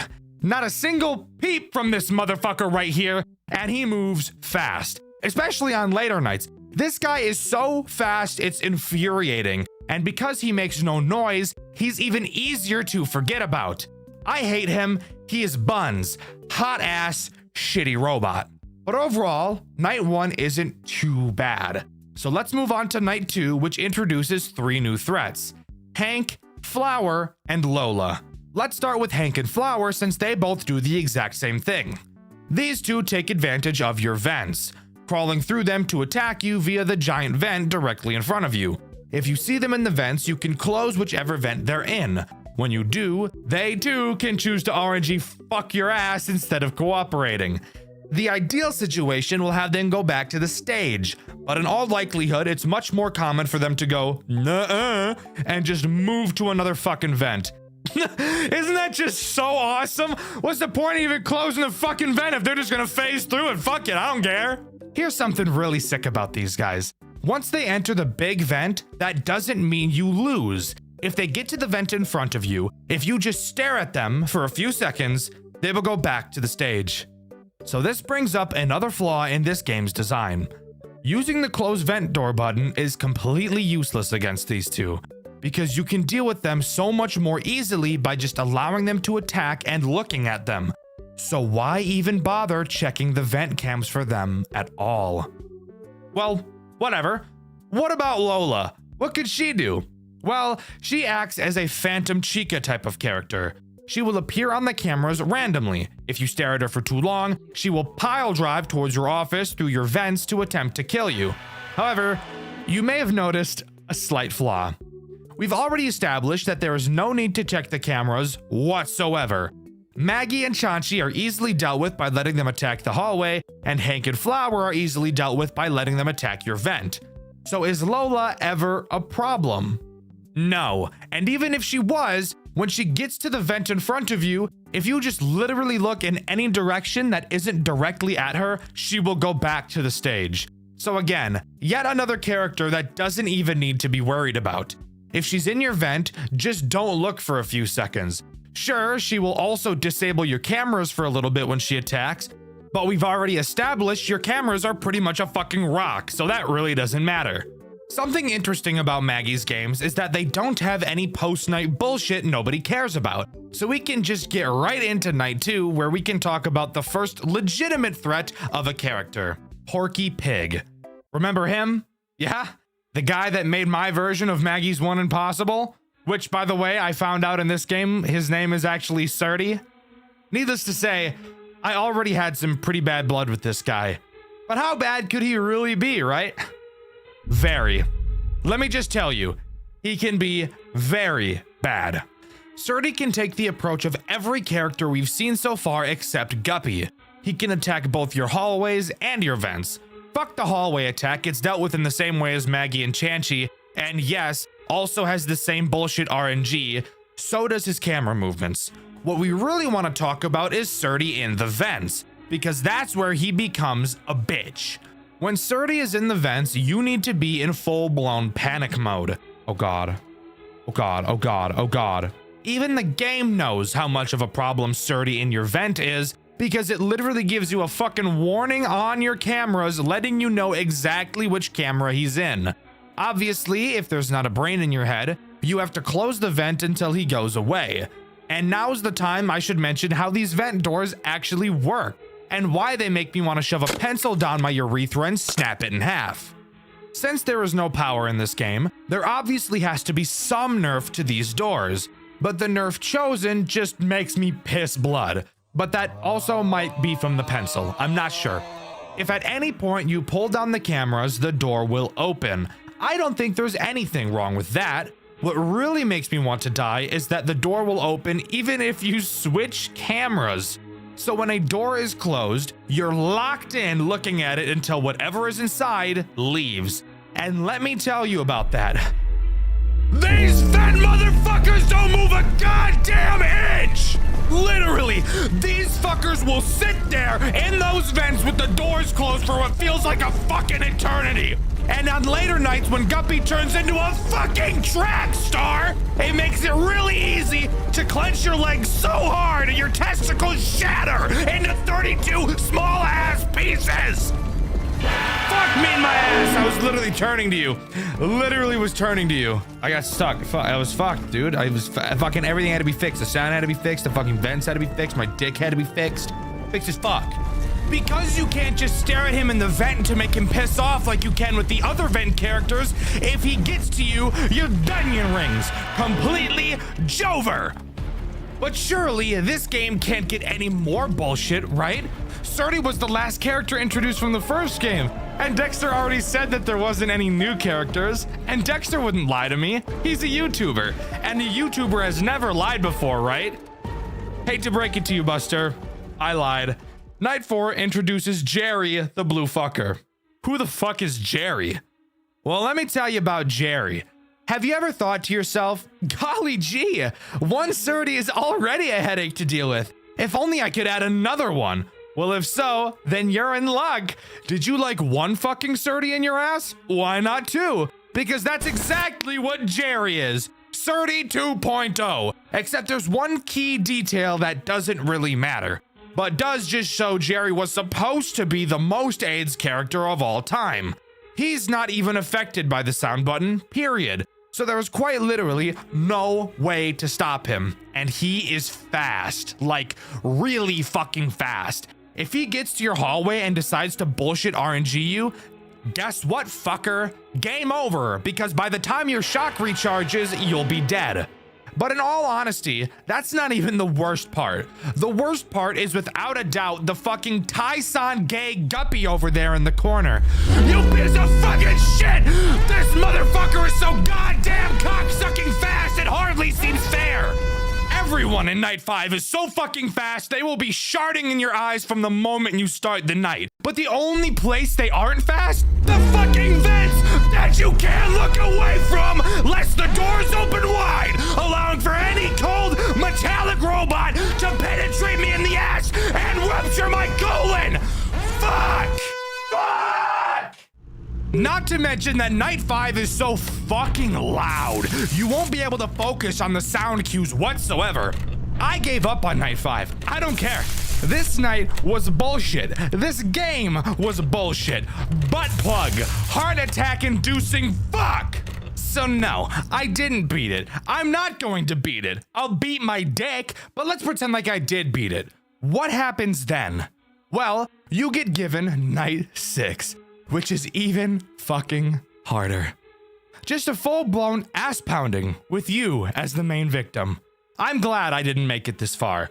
I'm glad I chose to piss off when I did, because the rate at which all of my teeth would have been plucked out of my skull would have been astronomical had I forced myself through this AIDS. What about beating Night 6? Has anything amazing happened? No, not really. And that's the most upsetting part. We get a final newspaper clipping explaining that the building we were in burned down for an unknown reason. The only suspect is, of course, once again, us, since we were the only ones in the building at the time. We also learn that everything was salvaged in the fire and will be used for a new attraction later down the line. So that would lead you to think, how shitty was that fire that everything was salvaged? Must have been a pretty piss poor fire. Perchance a fire started by a person? Very interesting thought, dear viewer. Let's keep our theory heads turning and move on to the next game. But wait, Dxtr, what about that text that says fake ending in the corner? Well, to be honest with you, I have no idea why that's there. I've been unable to find any evidence of another ending existing in this game, and my only thought is that the third game is meant to serve as the actual true ending. Not only to the story, but to my suffering, because I actually really liked the third game, and I think you will too. So please, let's stop talking about this fucking slop and move on to something a lot more appealing in Five Nights at Maggie's 3. Five Nights at Maggie's 3 is nothing short of a masterpiece, truly a stark contrast from the two games we've touched on so far. I was honestly incredibly surprised by the amazing step up in quality that this game brought to the table, not only in terms of story, but also in terms of graphics and most importantly to me, game mechanics. To start, Maggie's 3 opens to a repair minigame. We're tasked with charging up Maggie. We have to open up her chest, snip some wires, and charge them up. Seems simple enough. You'll notice during this minigame that you're able to turn around to see a dark void of a room behind you that you can flash with your light. But you'll also find that nothing is ever there. After charging up Maggie, we're shown 7 rectangles. One of them fizzles out, symbolizing what I can only assume to be the souls of some dead children, even though child murder hasn't even been mentioned in this series so far. But we're not done yet. We're tossed into a minigame directly after this. A man covered in blood walks into a room, explains he needs to hide again, saying he's trapped here and he won't go anywhere. Not knowing who he is, we're thrown into Night 1. Night 1 actually only introduces one threat, that being Lolo, a new character. But before we can start talking about characters, we need to talk about this office and the tools at our disposal.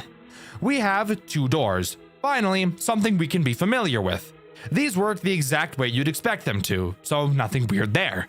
Of course, we have our cameras, but you might notice something a little bit different about them. There are 3 menus to surf through on your monitor, and only one of them are your typical cameras. The other menus are your main vent and your breakers. The main vent allows you to look at and shine the main vent, and the breakers allow you to remotely turn off the power to the entire building and specific cameras. But we'll talk about why those are important later. The final interesting mechanic is the vent door button on one of your cameras, but that will become important once we talk about 2 certain rascals later in this video. For now, we have to talk about Lolo. Lolo is as simple as a character can get. He is this game's Bonnie. He will move through the cameras and approach your right door. When he's there, simply close the door until you hear him leave, and bada bing bada boom, that cycle will repeat. Again, it's night 1. I don't think you expected anything crazy. Now we can talk about the post-night 2 repair minigame. This time having to repair Bob. Side note, every character in this game aside from 2 are brand new. Same formula as the last minigame, except this time there's actually something in that darkness behind you. Surdy. But this time, it's just his endoskeleton. No mom skin. Your mom specifically. Get it? Because she's a pig? Oink. He will slowly try to creep up on you to kill you. Whenever you hear him, simply turn around and hold your light on him to make him go back. He's very slow these first few nights, but trust me, these minigames can get a little out of control on later nights. After completing the minigame, another rectangle fades away and we get another 8-bit cutscene. This time we see 2 men. One of them goes to make coffee while the other sits to read the newspaper. He begins to read about a serial killer dubbed the Frankenstein. Hearing that name makes the man at the counter freeze. He knows something. After 8 years of silence, the serial killer has re-emerged, taking the life of a 16-year-old boy. The body was found in the John McAdams warehouse, the same building that Five Nights at Maggie's 2 took place in. The man reading the newspaper, named Steve, mentions he thought John himself was the killer, but thinks that it could maybe be his son Henry, who had apparently been missing. He mentions Henry killed someone, but before he can get out exactly who he killed, the man at the counter, named Aaron, asks him to leave. After Steve leaves, Aaron goes over to the table to look at the newspaper, mentioning how he didn't stop and that this isn't over, not mentioning who he actually is. And with that, we go right into Night 2. Night 2 introduces 4 new animatronics. However, it's actually really only 3, and I will obviously be explaining why, since I'd be a pretty shitty reviewer if I didn't. To start, let's talk about Rolf. A very stupid name, by the way. Rolling on the floor laughing ass animatronic. Damn, he got a dick on him though, look at that! Rolf is the first character to take advantage of your main vent camera. You will be able to hear him enter it. Thank God for sound cues. They're honestly probably my favorite part of FNAF games at this point. When you hear him in the vent, simply go to it and hold your light on him until he goes away. Very simple character with a very simple mechanic. But in my opinion, the simple mechanics are the best mechanics, because it allows for your whole roster to not feel completely unfair while dealing with all of them. The next character introduced is Bob the Pig. He works the exact same way as Lolo, except he attacks your left door instead of your right. Really nothing else super interesting to note for this character, just this game's Chica. The other 2 characters introduced on this night are Esther and Lester. These 2 animatronics always stay together, which is why I say they're really just one animatronic. They take advantage of the other vent that you can't see on camera 7. Once again, they make a sound cue when they're trying to enter the cam 7 vent. All you have to do is close the vent on that camera and they will quickly go back to their stage. Again, incredibly easy characters to deal with, but from my personal experience, were the easiest to miss. Night 2's post-night repair minigame has us fixing up Lolo. Nothing special. But I do want to talk about the cutscene that Night 2 brings. 2 siblings named Henry and Stacy stop outside of a Maggie's location. Yes, this is the Henry that was mentioned in last night's cutscene. They had a conversation about their mom who died after Stacy was born. It's revealed that their dad works a lot, but we're not told what. It's also hinted that their dad doesn't love Henry in the same way that he loves Stacy. Night 3 introduces the first real honest threat I think this game has. That being this funny looking green fellow. You want to take a guess at what his name is? If you said Chomper, you'd be completely fucking wrong because his name is Kraki. Excuse me? Kraki? What a fucked up name. I don't actually know literally any of these characters' names. I know Maggie and I guess Bob now. I'm gonna guess this is Crackle. Fucking on Crackle. I know, I'm hilarious. What can I say? This is what I do for a living. I play Five Nights at Freddy's for a living. For a job. This is my job. Isn't that weird? That's fucking weird. But whatever. Why do I feel this guy is actually a threat? Well, that's because he is this game's first integration of a watch me on the camera mechanic. A mechanic that, if you're familiar with my channel, you know I'm not a huge fan of. You cannot allow Kraki to leave the stage or you will be split open like a double wide surprise. That is fucked, by the way. This looks so fucked. Obviously, all you have to do is stare him down on the cameras, which is not very challenging. But because of a certain character we'll talk about later, Kraki will very quickly become a big problem that you will probably forget about. I want to use this time to talk about the power situation in this game. Being the first in the series to actually use power, I was a bit nervous this would be another SCP endurance case where you have absolutely no power throughout the entire game. But to my surprise, it was actually the complete opposite. You actually have a ridiculous amount of power in this game. So much so that for the first few nights, I had the cameras up the entire night, while also closing the Cam 7 vent the entire time as well, and still completed the night with a decent amount of power remaining. You do not have to think about power conservation in this game, which I really appreciate. Night 3's post-night repair minigame has us repair Kraki, and it's on this night that Surdy really starts to get quick. So this is probably the point of these segments where they will start to take a long time to complete. The cutscene that plays after this segment is one of the most disturbing I've seen since Five Nights at Candy's 3. Stacy and her dad are in the dark talking to one another. Stacy mentions how scared she is. Her dad gives her a sleeping pill, explaining that after she wakes up, she'll feel better than she ever has before in a brand new body. After Stacy falls asleep, a shock lights up the room, revealing that Stacy had been electrocuted to death. Attempting to cement her soul inside of one of the machines, his experiment fails, and he's left to cry alone inside of the room with his daughter's corpse. This is easily one of the most disturbing things I've ever seen come out of a FNAF game. Not because of what we directly see, but because of the idea of what John did to his own flesh and blood. Five Nights at Maggie shows proof that you can tell stories about incredibly horrendous things in an interesting and not overtly edgy way. With all of the shortcomings I feel this game series has, I can easily say that the story is not one of them. Moving on to Night 4, we're introduced to the two final characters this game has to offer, Maggie and of course, Surdy. Let's start with Maggie since she's simple. She works in the exact same way that Rolf does. She attacks through your main vent. All you need to do is hold the flashlight on her and she'll go away. Now we can talk about the big bastard himself, Surdy, who once again, in this game is just an endoskeleton. This guy right here is this game's big challenger. Surdy makes use of your breakers. Occasionally, he will appear on any camera in the building. When he does, he will emit a loud sound. You will have to shut off the breaker to the room he's in, which will deactivate him. This is not difficult. What is difficult is when Surdy is paired with Kraki. With how frequently Surdy will attack, Kraki will very easily be able to get several movement opportunities in on you, leading to you needing to stare at him for longer while the rest of the cast does all of their bullshit. But once again, because of how simple everyone's mechanics are, it serves to make this game tense, but not overtly difficult. Don't get me wrong, I think it's great that max modes exist, and that people are pushing the limits of what's possible with Five Nights at Freddy's games. But not every game needs to be the most difficult thing on planet Earth. Some games just really want to tell a story, and I can appreciate this game for doing so. After beating Night 4, we repair Rolf, and of course get a new cutscene. Henry, now with the alias Stephen Cadell, which if you remember is the name of the player we played as in the first Maggie's, walks into the CEO of Maggie's office with a gun. The CEO, if you remember, named Robert Madden. He reveals he knew that his real name was Henry, reveals that he knows what Henry did, and admits he still never fired him for fear of tarnishing the brand for hiring a fugitive. I'll dive into exactly what Henry did when I talk about the lore later in this video.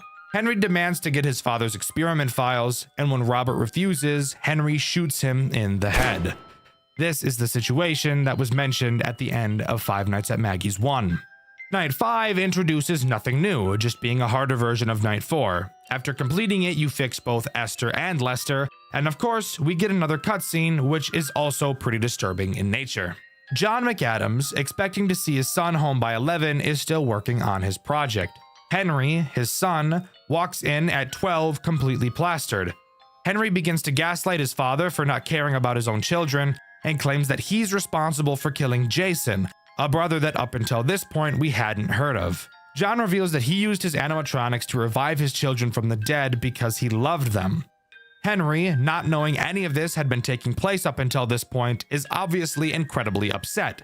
Henry ends up killing his father in a fit of rage, and John McAdams' soul is accidentally revived in the animatronic of Surdy. That's right, the final boss of the first two Maggie's games was Henry's dad. So now we have to question, why would his dad be trying to kill him? Once again, Night 6 adds nothing new, just being more difficult than the last. The repair minigame, however, is different. There are no more characters to repair. The only character who remains is Surdy. You must wait for him to appear behind you and shock him. After shocking Surdy, we get something I never expected when I first started playing these games. We get an amazing monologue right up there with the Henry speech from Pizzeria Simulator. I don't want to explain it to you, I'd rather you listen to it. But before I show you it, I think it's time I finally dive into the lore of this game. Our story begins on May 25th, 1975. John McAdams, founder of John McAdams Entertainment, discovers what he believes to be immortality. He hides his experiments behind his company, using the animatronics as a cover for something much more horrifying: the merging of human life with machines. And what better way to test that theory than on your own son? Jason McAdams, age 3, becomes John's first experiment. On June 3rd, 1978, the experiment works. Jason's body moves again, but not like a human. He's primitive, lifeless, hollow. John calls him a success, a prototype, the first step towards eternal life. But it's not enough. John continues his work, kidnapping orphans, experimenting on them, filling his creations with broken souls. The police start investigating, but John's too careful and nothing sticks. Everything he's done stays buried until tragedy strikes his own family. On June 2nd, 1981, John's daughter Stacy is hit by a car after chasing a balloon into the street.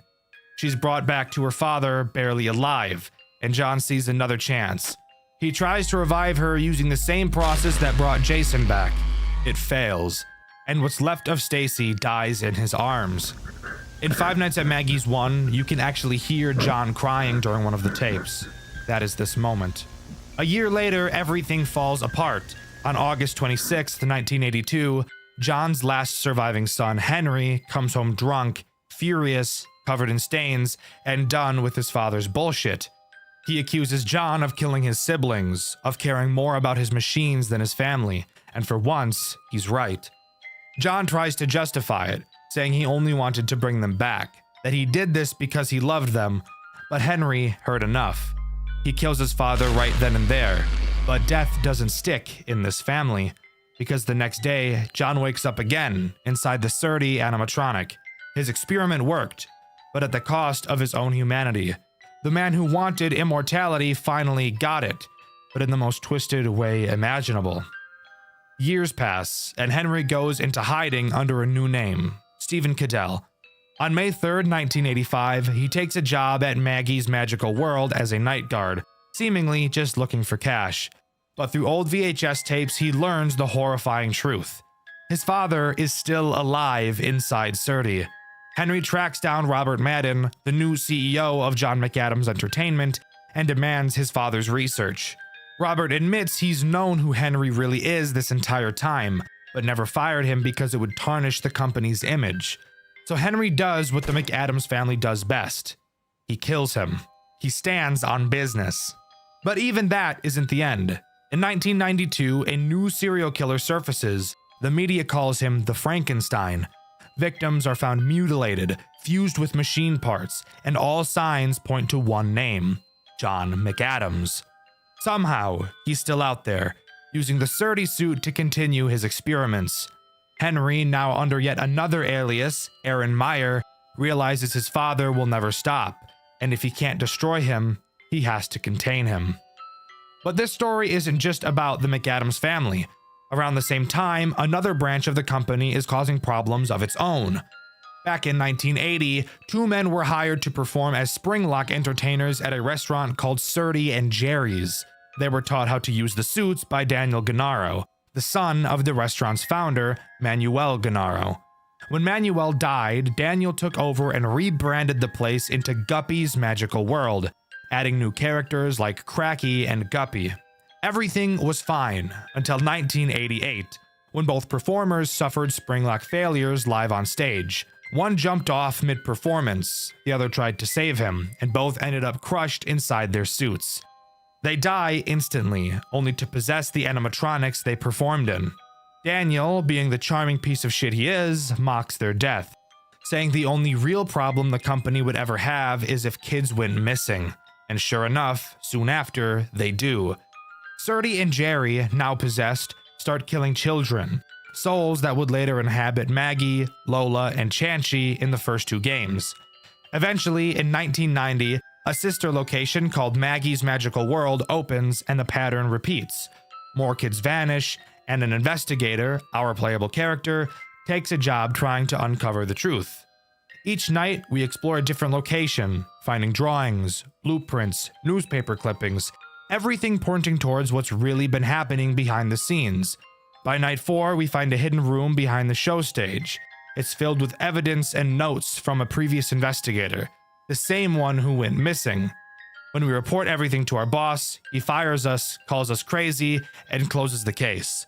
So we leak the evidence online, the internet takes over, and the investigation reopens, exposing both Maggie's and Guppy's for what they really were. It's later revealed that everything we did, everything we learned, was told to us by Surdy himself. He's old, broken, but aware. A robot reflecting on his past life, telling us how everything fell apart. It's one of the most haunting story choices in any Five Nights at Freddy's game I've ever seen. But it's not just about what happened, it's about who's left to remember it. Decades pass. It's now May 10th, 2021. Henry McAdams returns one final time to the same company that destroyed his family, but this time, he's not there to work. He's there to end everything. Having studied his father's research, Henry manipulates Surdy's systems to lock his father's soul inside of the metal shell permanently. No voice, no movement, no escape. After nearly half a century of murder, obsession, and tragedy, John McAdams is finally forced to face eternity, the very thing he was chasing all along. And that's what makes this story so fascinating. Five Nights at Maggie's isn't just another FNAF clone. It's a full-blown tragedy about legacy, obsession, and consequence. A father chasing immortality, a son chasing redemption, and both of them becoming monsters in the process. It's poetic, it's grim, and for a fan game, it's shockingly well told. John McAdams may have discovered immortality, but in the end, he lost everything that made him human. And Henry, he may have stopped his father, but he had to become just like him to do it. So, before we listen to that final monologue, just remember this. No one in this story found eternal life. They just found eternal suffering. 19 years. 19 years trying to stop you. 19 years studying your findings. Your horrible experiments. The immortality you were seeking all this time. And I did it. I made it work. Let me tell you, I was about to give up. But you made a bad choice to try it one last time. Lester Arias. That death. That was the last straw. That's how I knew that you were not going to stop. Not even in that body. I've been studying your blueprints and analyzing your tapes for longer than I can remember. And let me tell you, you made quite a few mistakes. Yes, you did achieve immortality with full consciousness in your body. But still, Your movements were limited. Being sensitive to light, to sound. I thought John McAdams was smarter than that. Don't worry. Your son, the failure, the disgrace to the family, fixed all those problems for you and finally made it work. Or something like that. You see, I didn't want the kids to be in those bodies. They deserved a better life. They deserved a normal childhood.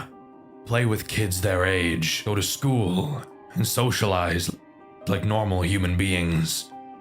You took that away from them a long time ago. They deserved to rest, once and for all. Jason and Stacy, they are resting from the hell you put them through. All of them, finally free. But for you, I had a very special plan. I didn't know if I should show all the things you've done to the world.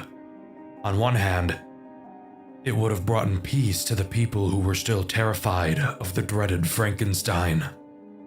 But I decided to keep your reputation intact. You are still the great John McAdams. To some extent. Most people have forgotten you after the company went under a couple of years ago. I knew that if I brought this to light, your name would make a comeback, and I didn't want to give you the pleasure. That's why I decided to grant you your wish of immortality, but with a little twist. I wanted to make sure you feel the hell that you put Jason, Stacy, and all the other kids through. So, I added a few changes. You won't be able to speak. You won't be able to move. You will have no control over your body. You will still see, feel, and hear everything. You will live for eternity inside that machine with nothing more to do but see how your work, your name, and your wish of being remembered like some kind of god vanishes like the figments of some bad dream. You won't rest. You will suffer for eternity. It's time you pay for your sins, John.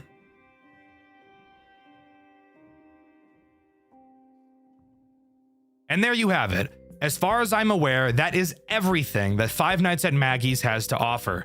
A game series that started off on a sour note for me and ended up becoming one of the most interesting and engaging stories I've ever experienced. I'd highly recommend you give the third game a try, as it is actually a very enjoyable game. The jump in quality between these games is astonishing, and it's so clear that the developer poured everything they had into it, and that's something I can totally appreciate. But let me know what you think. Do you agree with me, or do you think that this series was actually complete perfection the entire way through? Let me know in the comments below. In my SCP Endurance video, I asked you guys who your favorite SCP was and why. My favorite comment was this one by Maincrack. They said SCP-001, and I agree. Honestly, one of the coolest SCPs ever designed, and of course, an absolute classic. The question of this video is, what FNAF series do you want to see me cover next, and why? With the question of the video being asked, subscribe to the channel, I'd appreciate it a lot. Thank you to all of my superfan channel members, you mean the world to me. I've been Dxtr, and I'll see you guys in the next video. See ya!